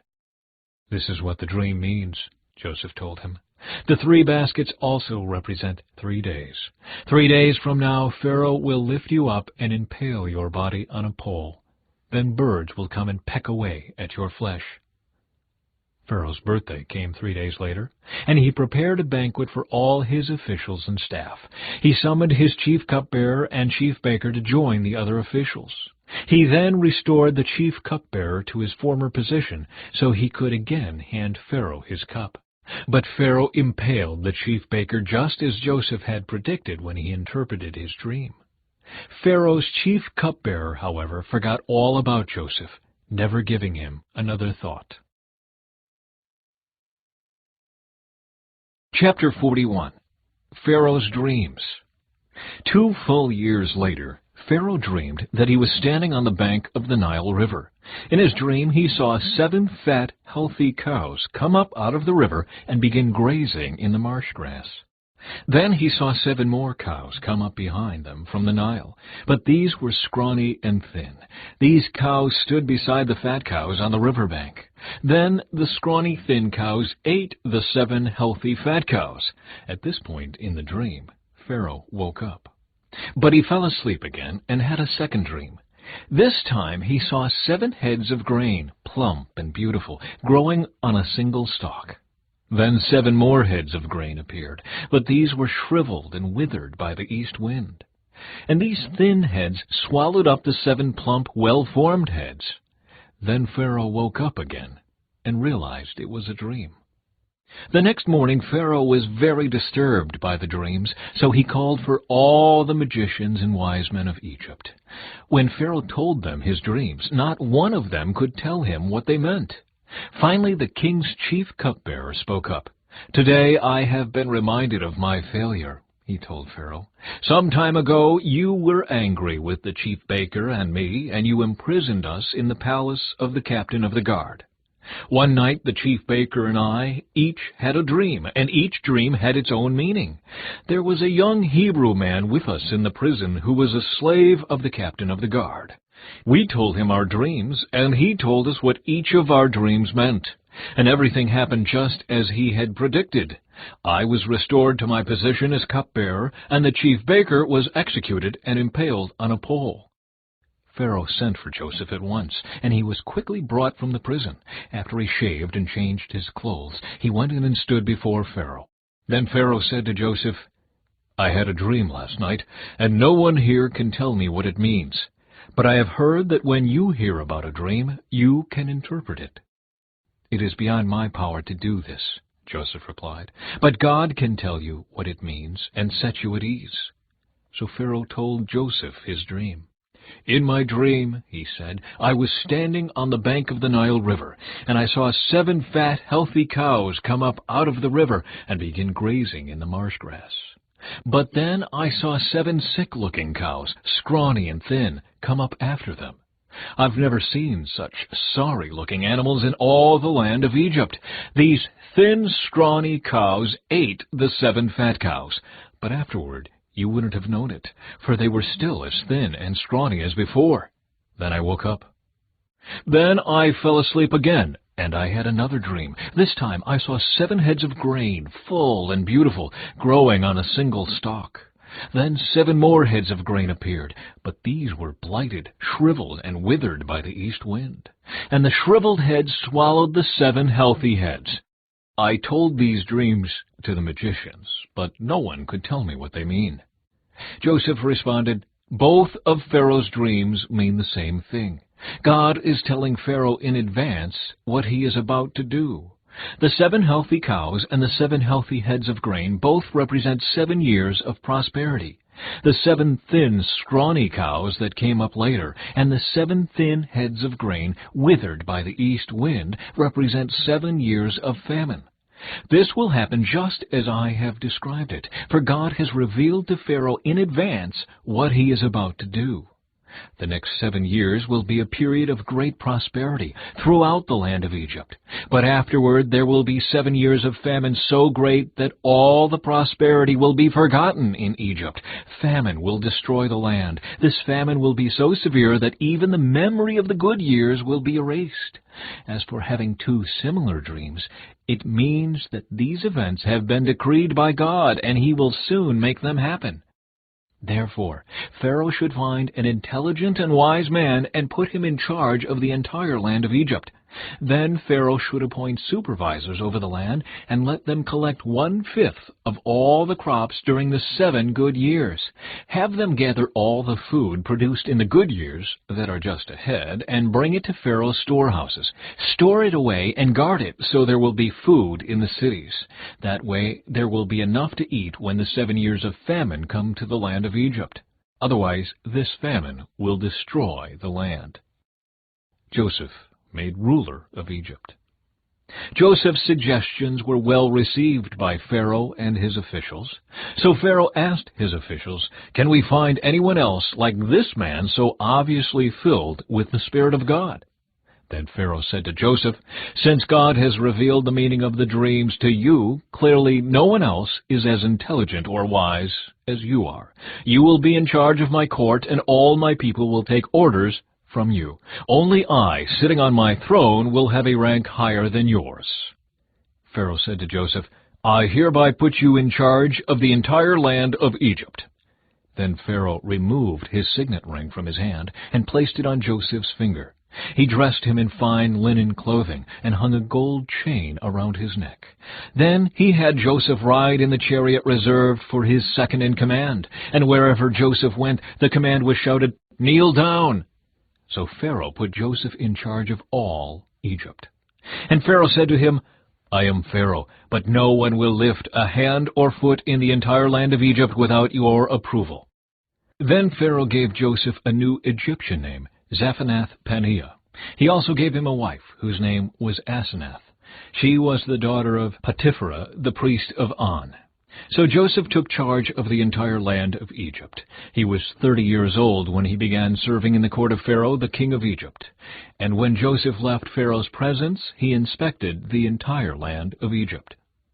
As predicted, for 7 years the land produced bumper crops. During those years, Joseph gathered all the crops grown in Egypt and stored the grain from the surrounding fields in the cities. He piled up huge amounts of grain like sand on the seashore. Finally, he stopped keeping records because there was too much to measure. During this time, before the first of the famine years, 2 sons were born to Joseph and his wife Asenath, the daughter of Potipherah, the priest of On. Joseph named his older son Manasseh, for he said, "God has made me forget all my troubles and everyone in my father's family." Joseph named his second son Ephraim, for he said, "God has made me fruitful in this land of my grief." At last, the 7 years of bumper crops throughout the land of Egypt came to an end. Then the 7 years of famine began, just as Joseph had predicted. The famine also struck all the surrounding countries, but throughout Egypt there was plenty of food. Eventually, however, the famine spread throughout the land of Egypt as well, and when the people cried out to Pharaoh for food, he told them, "Go to Joseph and do whatever he tells you." So with severe famine everywhere, Joseph opened up the storehouses and distributed grain to the Egyptians, for the famine was severe throughout the land of Egypt. And people from all around came to Egypt to buy grain from Joseph because the famine was severe throughout the world. Chapter 42. Joseph's brothers go to Egypt. When Jacob heard that grain was available in Egypt, he said to his sons, "Why are you standing around looking at one another? I have heard there is grain in Egypt. Go down there and buy enough grain to keep us alive. Otherwise we'll die." So Joseph's 10 older brothers went down to Egypt to buy grain. But Jacob wouldn't let Joseph's younger brother Benjamin go with them, for fear some harm might come to him. So Jacob's sons arrived in Egypt along with others to buy food, for the famine was in Canaan as well. Since Joseph was governor of all Egypt and in charge of selling grain to all the people, it was to him that his brothers came.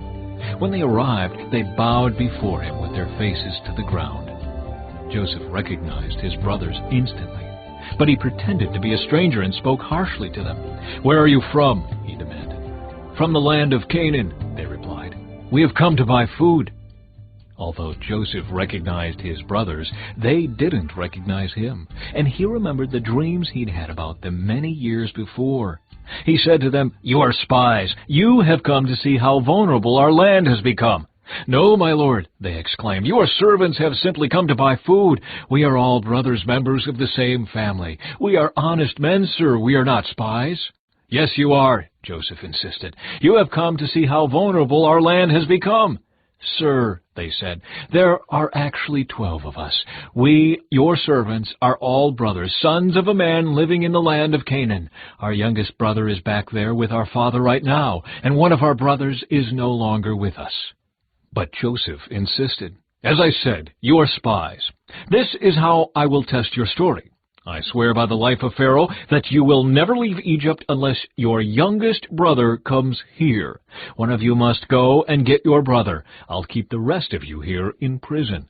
Then we'll find out whether or not your story is true. By the life of Pharaoh, if it turns out that you don't have a younger brother, then I'll know you are spies."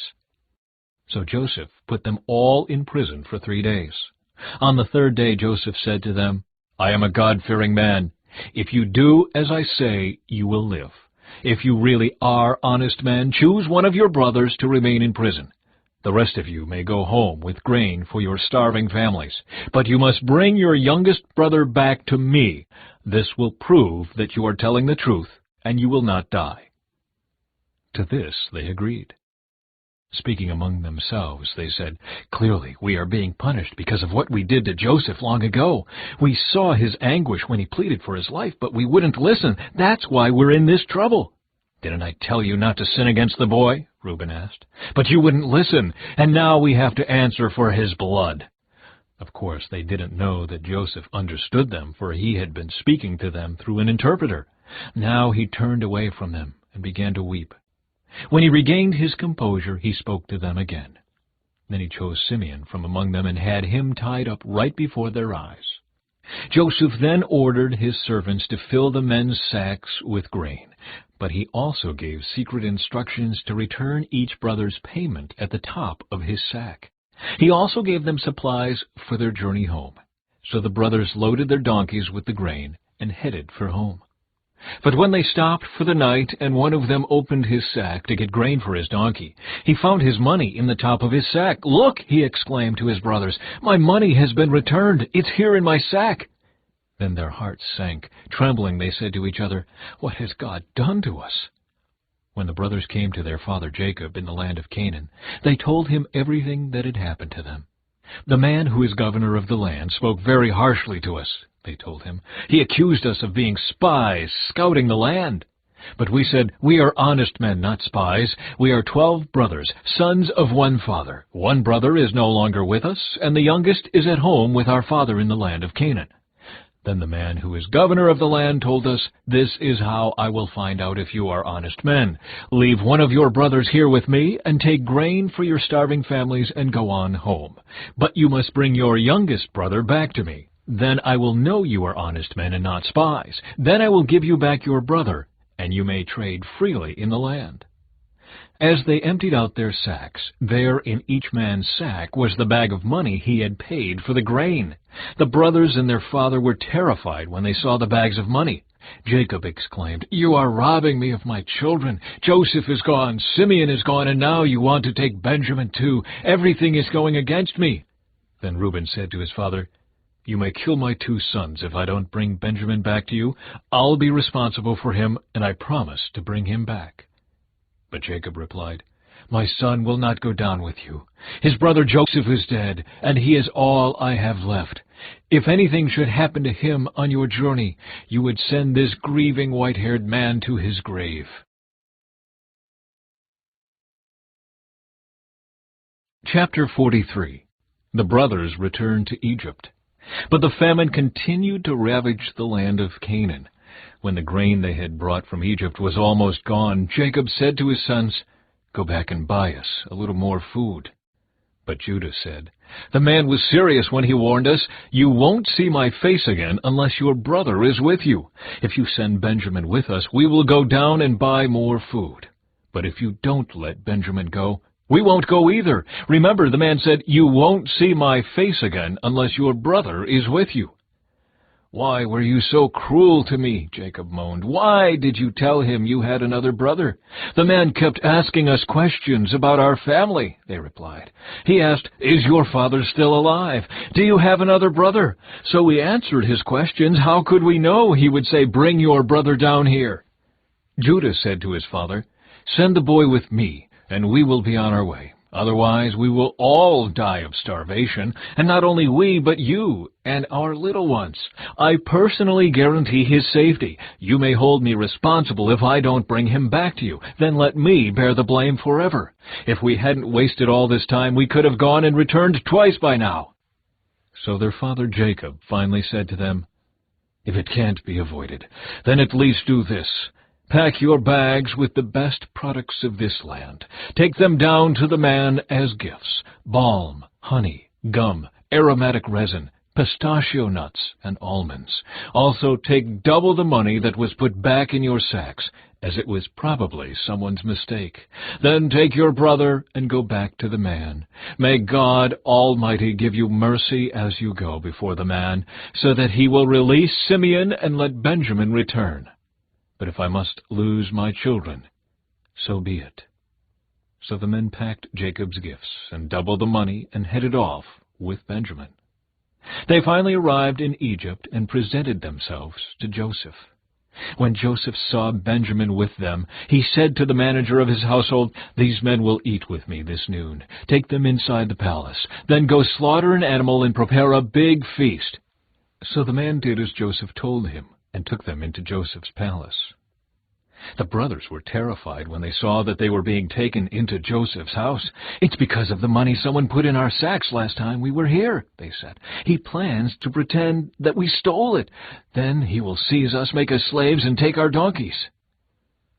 A feast at Joseph's palace.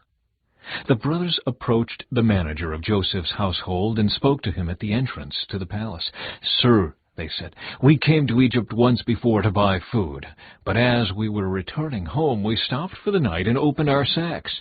Then we discovered that each man's money, the exact amount paid, was in the top of his sack. Here it is. We have brought it back with us. We also have additional money to buy more food. We have no idea who put our money in our sacks." "Relax. Don't be afraid," the household manager told them. "Your God, the God of your father, must have put this treasure into your sacks. I know I received your payment." Then he released Simeon and brought him out to them. The manager then led the men into Joseph's palace. He gave them water to wash their feet and provided food for their donkeys. They were told they would be eating there, so they prepared their gifts for Joseph's arrival at noon. When Joseph came home, they gave him the gifts they had brought him, then bowed low to the ground before him. After greeting them, he asked, "How is your father, the old man you spoke about? Is he still alive?" "Yes," they replied, "our father, your servant, is alive and well." And they bowed low again. Then Joseph looked at his brother Benjamin, the son of his own mother. "Is this your youngest brother, the one you told me about?" Joseph asked. "May God be gracious to you, my son." Then Joseph hurried from the room because he was overcome with emotion for his brother. He went into his private room where he broke down and wept. After washing his face, he came back out, keeping himself under control. Then he ordered, "Bring out the food." The waiters served Joseph at his own table, and his brothers were served at a separate table. The Egyptians who ate with Joseph sat at their own table, because Egyptians despise Hebrews and refuse to eat with them. Joseph told each of his brothers where to sit, and to their amazement, he seated them according to age, from oldest to youngest. And Joseph filled their plates with food from his own table, giving Benjamin 5 times as much as he gave the others. So they feasted and drank freely with him.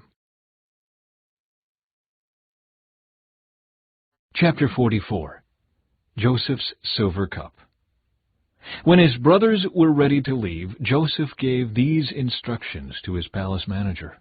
"Fill each of their sacks with as much grain as they can carry, and put each man's money back into his sack. Then put my personal silver cup at the top of the youngest brother's sack, along with the money for his grain." So the manager did as Joseph instructed him. The brothers were up at dawn and were sent on their journey with their loaded donkeys. But when they had gone only a short distance and were barely out of the city, Joseph said to his palace manager, "Chase after them and stop them. When you catch up with them, ask them, 'Why have you repaid my kindness with such evil? Why have you stolen my master's silver cup, which he uses to predict the future? What a wicked thing you have done!'"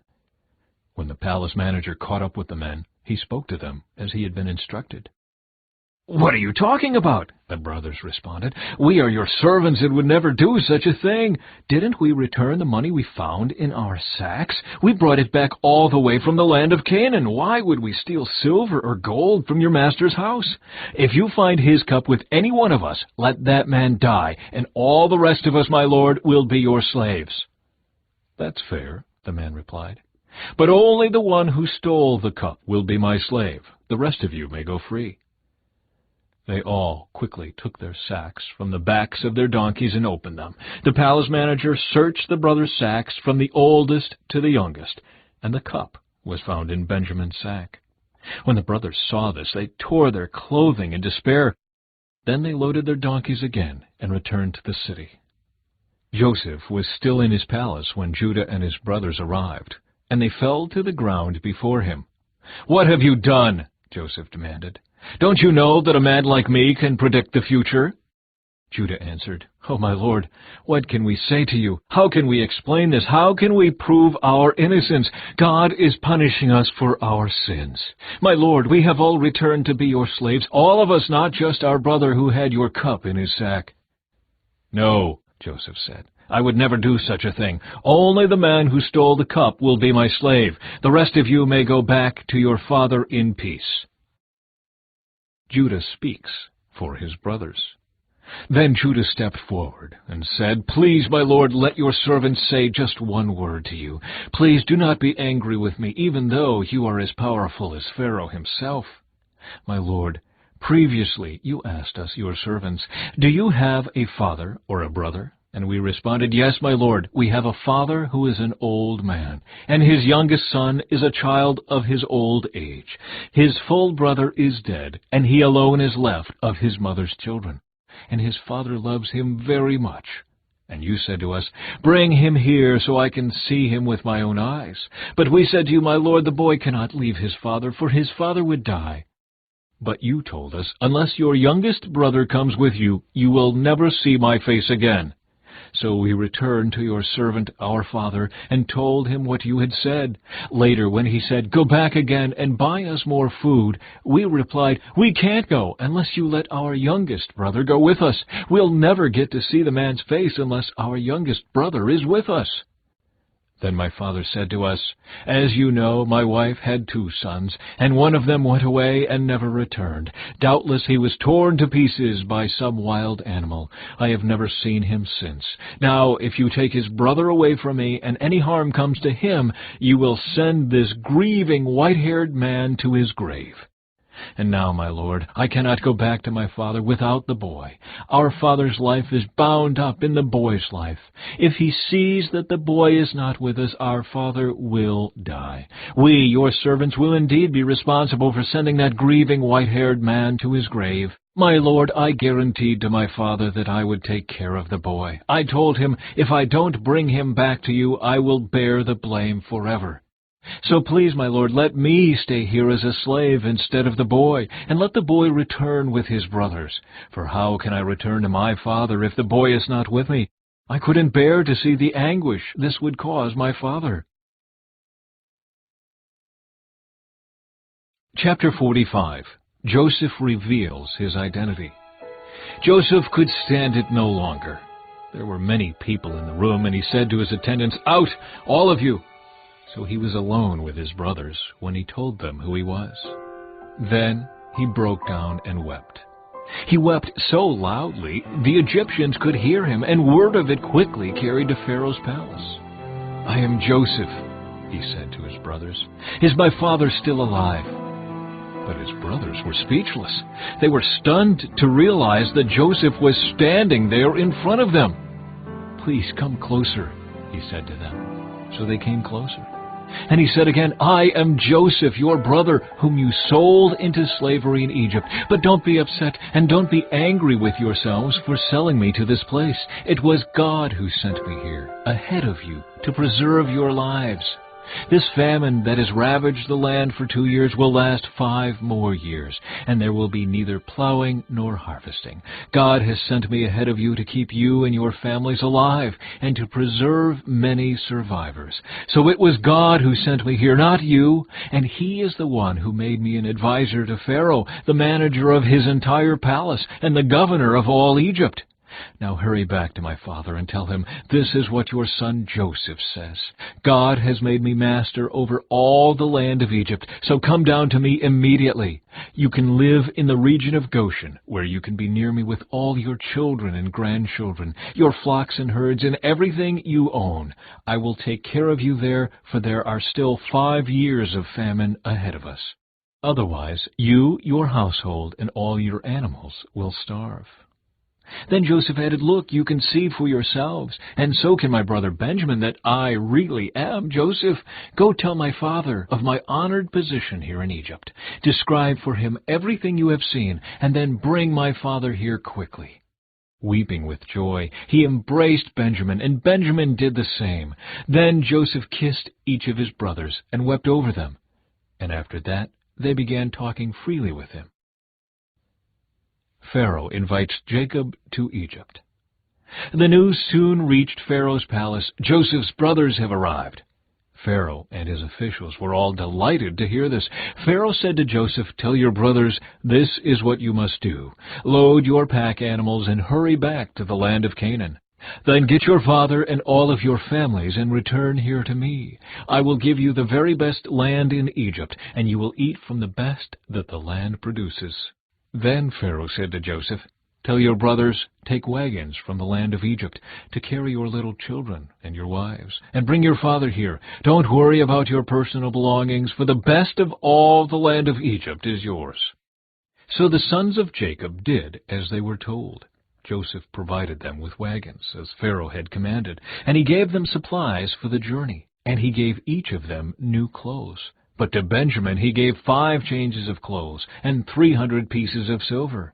He also sent his father 10 male donkeys loaded with the finest products of Egypt, and 10 female donkeys loaded with grain and bread and other supplies he would need on his journey. So Joseph sent his brothers off, and as they left he called after them, don't quarrel about all this along the way. And they left Egypt and returned to their father Jacob in the land of Canaan. Joseph is still alive, they told him, and he is governor of all the land of Egypt. Jacob was stunned at the news. He couldn't believe it. But when they repeated to Jacob everything Joseph had told them, and when he saw the wagons Joseph had sent to carry him, their father's spirits revived. Then Jacob exclaimed, it must be true. My son Joseph is alive. I must go and see him before I die. Chapter 46. Jacob's Journey to Egypt. So Jacob set out for Egypt with all his possessions. And when he came to Beersheba, he offered sacrifices to the God of his father Isaac. During the night, God spoke to him in a vision. Jacob, Jacob, he called. Here I am, Jacob replied. I am God, the God of your father, the voice said. Do not be afraid to go down to Egypt, for there I will make your family into a great nation. I will go with you down to Egypt, and I will bring you back again. But you will die in Egypt with Joseph attending to you. So Jacob left Beersheba, and his sons took him to Egypt. They carried him and their little ones and their wives in the wagons Pharaoh had provided for them. They also took all their livestock and all the personal belongings they had acquired in the land of Canaan. So Jacob and his entire family went to Egypt, sons and grandsons, daughters and granddaughters, all his descendants. These are the names of the descendants of Israel, the sons of Jacob, who went to Egypt. Reuben was Jacob's oldest son. The sons of Reuben were Hanok, Palu, Hezron, and Carmi. The sons of Simeon were Jemuel, Jamin, Ohad, Jachin, Zohar, and Shaul. Shaul's mother was a Canaanite woman. The sons of Levi were Gershon, Kohath, and Merari. The sons of Judah were Onan, Shelah, Perez, and Zerah, though and Onan had died in the land of Canaan. The sons of Perez were Hezron and Hamul. The sons of Issachar were Tola, Puah, Jashub, and Shimron. The sons of Zebulun were Sered, Elon, and Jaleel. These were the sons of Leah and Jacob who were born in Padan-aram, in addition to their daughter Dinah. The number of Jacob's descendants, male and female, through Leah, was 33. The sons of Gad were Zephon, Haggai, Shunai, Esbon, Eri, Eradai, and Arli. The sons of Asher were Imnah, Ishva, Ishvi, and Beriah. Their sister was Sirah. Beriah's sons were Heber and Melchiel. These were the sons of Zilpah, the servant given to Leah by her father Laban. The number of Jacob's descendants through Zilpah was 16. The sons of Jacob's wife Rachel were Joseph and Benjamin. Joseph's sons, born in the land of Egypt, were Manasseh and Ephraim. Their mother was Asenath, daughter of Potipharah, the priest of On. Benjamin's sons were Bela, Becher, Ashbel, Gera, Naaman, Ehi, Rosh, Muppim, Huppim, and Ard. These were the sons of Rachel and Jacob. The number of Jacob's descendants through Rachel was 14. The son of Dan was Husham. The sons of Naphtali were Jazeel, Guni, Jezer, and Shillem. These were the sons of Bilhah, the servant given to Rachel by her father Laban. The number of Jacob's descendants through Bilhah was 7. The total number of Jacob's direct descendants who went with him to Egypt, not counting his sons' wives, was 66. In addition, Joseph had 2 sons who were born in Egypt. So altogether, there were 70 members of Jacob's family in the land of Egypt. Jacob's family arrives in Goshen. As they neared their destination, Jacob sent Judah ahead to meet Joseph and get directions to the region of Goshen. And when they finally arrived there, Joseph prepared his chariot and traveled to Goshen to meet his father Jacob. When Joseph arrived, he embraced his father and wept, holding him for a long time. Finally, Jacob said to Joseph, "Now I am ready to die, since I have seen your face again, and know you are still alive." And Joseph said to his brothers and to his father's entire family, "I will go to Pharaoh and tell him, 'My brothers and my father's entire family have come to me from the land of Canaan. These men are shepherds, and they raise livestock. They have brought with them their flocks and herds and everything they own.'" Then he said, "When Pharaoh calls for you and asks you about your occupation, you must tell him, 'We, your servants, have raised livestock all our lives, as our ancestors have always done.' When you tell him this, he will let you live here in the region of Goshen, for the Egyptians despise shepherds." Chapter 47. Jacob blesses Pharaoh. Then Joseph went to see Pharaoh and told him, "My father and my brothers have arrived from the land of Canaan. They have come with all their flocks and herds and possessions, and they are now in the region of Goshen." Joseph took 5 of his brothers with him and presented them to Pharaoh. And Pharaoh asked the brothers, "What is your occupation?" They replied, "We, your servants, are shepherds, just like our ancestors. We have come to live here in Egypt for a while, for there is no pasture for our flocks in Canaan. The famine is very severe there, so please, we request permission to live in the region of Goshen."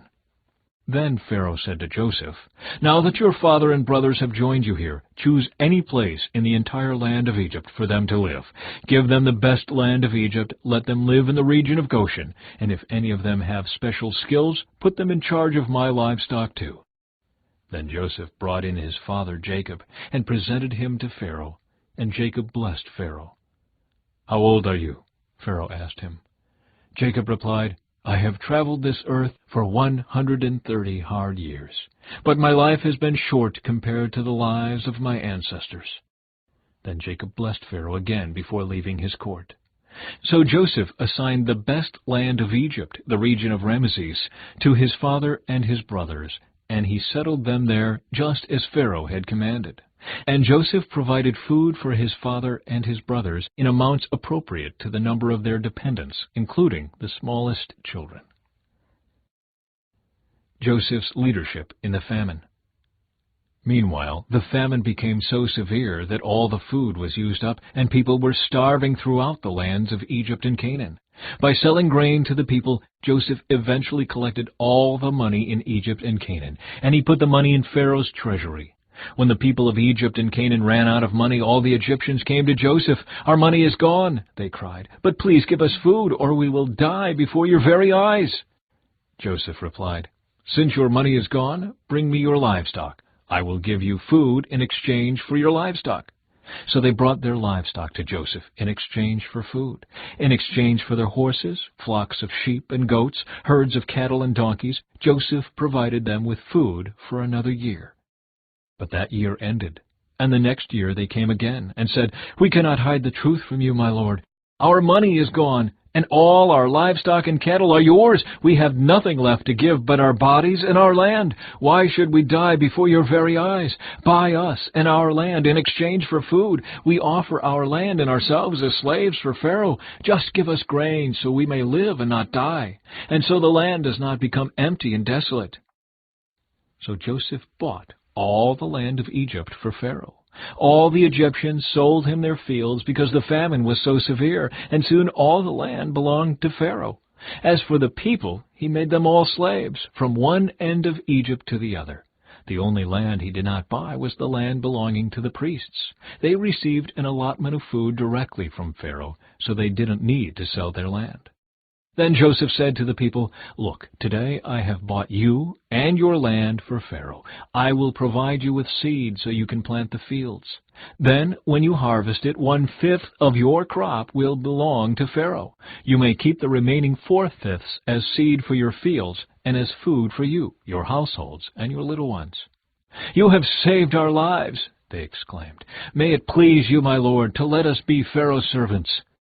Joseph then issued a decree, still in effect in the land of Egypt, that Pharaoh should receive 1/5 of all the crops grown on his land. Only the land belonging to the priests was not given to Pharaoh. Meanwhile, the people of Israel settled in the region of Goshen in Egypt. There they acquired property, and they were fruitful, and their population grew rapidly. Jacob lived for 17 years after his arrival in Egypt, so he lived 147 years in all. As the time of his death drew near, Jacob called for his son Joseph and said to him, "Please do me this favor. Put your hand under my thigh and swear that you will treat me with unfailing love by honoring this last request. Do not bury me in Egypt. When I die, please take my body out of Egypt and bury me with my ancestors." So Joseph promised, "I will do as you ask." "Swear that you will do it," Jacob insisted. So Joseph gave his oath, and Jacob bowed humbly at the head of his bed. Chapter 48. Jacob blesses Manasseh and Ephraim. One day not long after this, word came to Joseph, "Your father is failing rapidly." So Joseph went to visit his father, and he took with him his 2 sons, Manasseh and Ephraim. When Joseph arrived, Jacob was told, "Your son Joseph has come to see you." So Jacob gathered his strength and sat up in his bed. Jacob said to Joseph, "God Almighty appeared to me at Luz in the land of Canaan and blessed me. He said to me, 'I will make you fruitful, and I will multiply your descendants. I will make you a multitude of nations, and I will give this land of Canaan to your descendants after you as an everlasting possession.' Now I am claiming as my own sons these 2 boys of yours, Ephraim and Manasseh, who were born here in the land of Egypt before I arrived. They will be my sons, just as Reuben and Simeon are. But any children born to you in the future will be your own, and they will inherit land within the territories of their brothers, Ephraim and Manasseh. Long ago, as I was returning from Padan Aram, Rachel died in the land of Canaan. We were still on the way some distance from Ephrath, that is, Bethlehem, so with great sorrow I buried her there beside the road to Ephrath." Then Jacob looked over at the 2 boys. "Are these your sons?" he asked. "Yes," Joseph told him. "These are the sons God has given me here in Egypt." And Jacob said, "Bring them closer to me, so I can bless them." Jacob was half blind because of his age and could hardly see. So Joseph brought the boys close to him, and Jacob kissed and embraced them. Then Jacob said to Joseph, I never thought I would see your face again, but now God has let me see your children too." Joseph moved the boys who were at their grandfather's knees, and he bowed with his face to the ground. Then he positioned the boys in front of Jacob. With his right hand he directed Ephraim toward Jacob's left hand, and with his left hand he put Manasseh at Jacob's right hand. But Jacob crossed his arms as he reached out to lay his hands on the boys' heads. He put his right hand on the head of Ephraim, though he was the younger boy, and his left hand on the head of Manasseh, though he was the firstborn. Then he blessed Joseph and said, "May the God before whom my grandfather Abraham and my father Isaac walked, the God who has been my shepherd all my life to this very day, the angel who has redeemed me from all harm, may he bless these boys. May they preserve my name and the names of Abraham and Isaac, and may their descendants multiply greatly throughout the earth." But Joseph was upset when he saw that his father placed his right hand on Ephraim's head. So Joseph lifted it to move it from Ephraim's head to Manasseh's head. "No, my father," he said, "this one is the firstborn. Put your right hand on his head." But his father refused. "I know, my son, I know," he replied. "Manasseh will also become a great people, but his younger brother will become even greater, and his descendants will become a multitude of nations." So Jacob blessed the boys that day with this blessing: "The people of Israel will use your names when they give a blessing. They will say, 'May God make you as prosperous as Ephraim and Manasseh.'" In this way Jacob put Ephraim ahead of Manasseh. Then Jacob said to Joseph, "Look, I am about to die, but God will be with you, and will take you back to Canaan, the land of your ancestors. And beyond what I have given your brothers, I am giving you an extra portion of the land that I took from the Amorites with my sword and bow." Chapter 49. Jacob's last words to his sons. Then Jacob called together all his sons and said, "Gather around me, and I will tell you what will happen to each of you in the days to come. Come and listen, you sons of Jacob. Listen to Israel your father. Reuben, you are my firstborn, my strength, the child of my vigorous youth. You are first in rank and first in power. But you are as unruly as a flood, and you will be first no longer. For you went to bed with my wife. You defiled my marriage couch. Simeon and Levi are two of a kind. Their weapons are instruments of violence. May I never join in their meetings. May I never be a party to their plans. For in their anger they murdered men, and they crippled oxen just for sport. A curse on their anger, for it is fierce. A curse on their wrath, for it is cruel. I will scatter them among the descendants of Jacob. I will disperse them throughout Israel. Judah, your brothers will praise you. You will grasp your enemies by the neck. All your relatives will bow before you. Judah, my son, is a young lion that has finished eating its prey. Like a lion he crouches and lies down. Like a lioness, who dares to rouse him? The scepter will not depart from Judah, nor the ruler's staff from his descendants, until the coming of the one to whom it belongs, the one whom all nations will honor. He ties his foal to a grapevine, the colt of his donkey to a choice vine. He washes his clothes in wine, his robes in the blood of grapes. His eyes are darker than wine, and his teeth are whiter than milk. Zebulun will settle by the seashore, and will be a harbor for ships. His borders will extend to Sidon. Issachar is a sturdy donkey resting between two saddle packs. When he sees how good the countryside is and how pleasant the land, he will bend his shoulder to the load and submit himself to hard labor. Dan will govern his people like any other tribe in Israel. Dan will be a snake beside the road, a poisonous viper along the path that bites the horse's hooves so its rider is thrown off. I trust in you for salvation, O Lord. Gad will be attacked by marauding bands, but he will attack them when they retreat.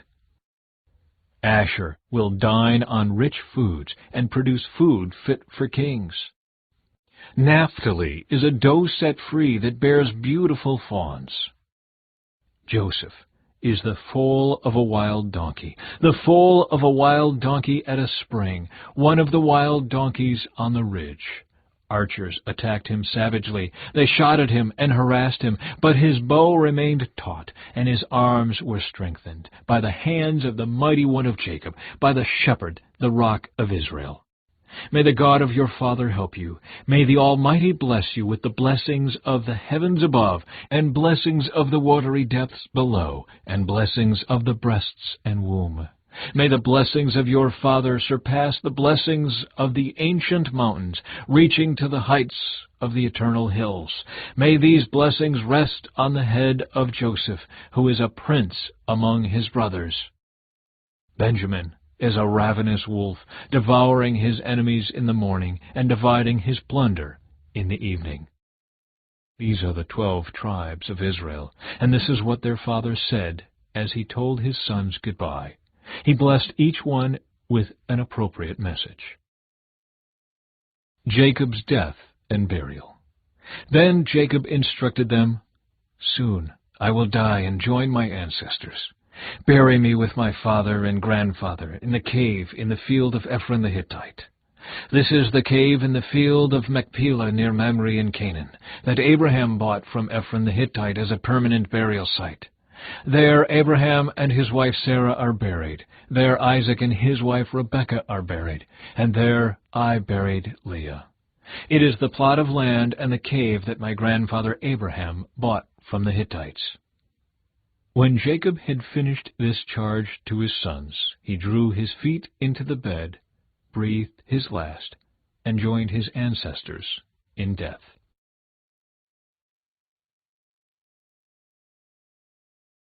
Chapter 50. Joseph threw himself on his father and wept over him and kissed him. Then Joseph told the physicians who served him to embalm his father's body. So Jacob was embalmed. The embalming process took the usual 40 days, and the Egyptians mourned his death for 70 days. When the period of mourning was over, Joseph approached Pharaoh's advisers and said, "Please do me this favor and speak to Pharaoh on my behalf. Tell him that my father made me swear an oath. He said to me, 'Listen, I am about to die. Take my body back to the land of Canaan and bury me in the tomb I prepared for myself. So please allow me to go and bury my father. After his burial, I will return without delay.' Pharaoh agreed to Joseph's request. 'Go and bury your father, as he made you promise,' he said. So Joseph went up to bury his father. He was accompanied by all of Pharaoh's officials, all the senior members of Pharaoh's household, and all the senior officers of Egypt. Joseph also took his entire household and his brothers and their households, but they left their little children in flocks and herds in the land of Goshen. A great number of chariots and charioteers accompanied Joseph. When they arrived at the threshing floor of Atad near the Jordan River, they held a very great and solemn memorial service with a 7-day period of mourning for Joseph's father. The local residents, the Canaanites, watched them mourning at the threshing floor of Atad. Then they renamed that place, which is near the Jordan, Abel Mizraim, for they said, "This is a place of deep mourning for these Egyptians." So Jacob's sons did as he had commanded them. They carried his body to the land of Canaan and buried him in the cave in the field of Machpelah near Mamre. This is the cave that Abraham had bought as a permanent burial site from Ephron the Hittite. Joseph reassures his brothers. After burying Jacob, Joseph returned to Egypt with his brothers and all who had accompanied him to his father's burial. But now that their father was dead, Joseph's brothers became fearful. "Now Joseph will show his anger and pay us back for all the wrong we did to him," they said. So they sent this message to Joseph. "Before your father died, he instructed us to say to you, 'Please forgive your brothers for the great wrong they did to you, for their sin in treating you so cruelly. So we, the servants of the God of your father, beg you to forgive our sin.'" When Joseph received the message, he broke down and wept. Then his brothers came and threw themselves down before Joseph. "Look, we are your slaves," they said. But Joseph replied, "Don't be afraid of me. Am I God that I can punish you? You intended to harm me, but God intended it all for good. He brought me to this position so I could save the lives of many people. No, don't be afraid. I will continue to take care of you and your children." So he reassured them by speaking kindly to them. The death of Joseph. So Joseph and his brothers and their families continued to live in Egypt. Joseph lived to the age of 110. He lived to see 3 generations of descendants of his son Ephraim, and he lived to see the birth of the children of Manasseh's son Machir, whom he claimed as his own. "Soon I will die," Joseph told his brothers, "but God will surely come to help you and lead you out of this land of Egypt. He will bring you back to the land he solemnly promised to give to Abraham, to Isaac, and to Jacob." Then Joseph made the sons of Israel swear an oath, and he said, "When God comes to help you and lead you back, you must take my bones with you." So Joseph died at the age of 110. The Egyptians embalmed him, and his body was placed in a coffin in Egypt.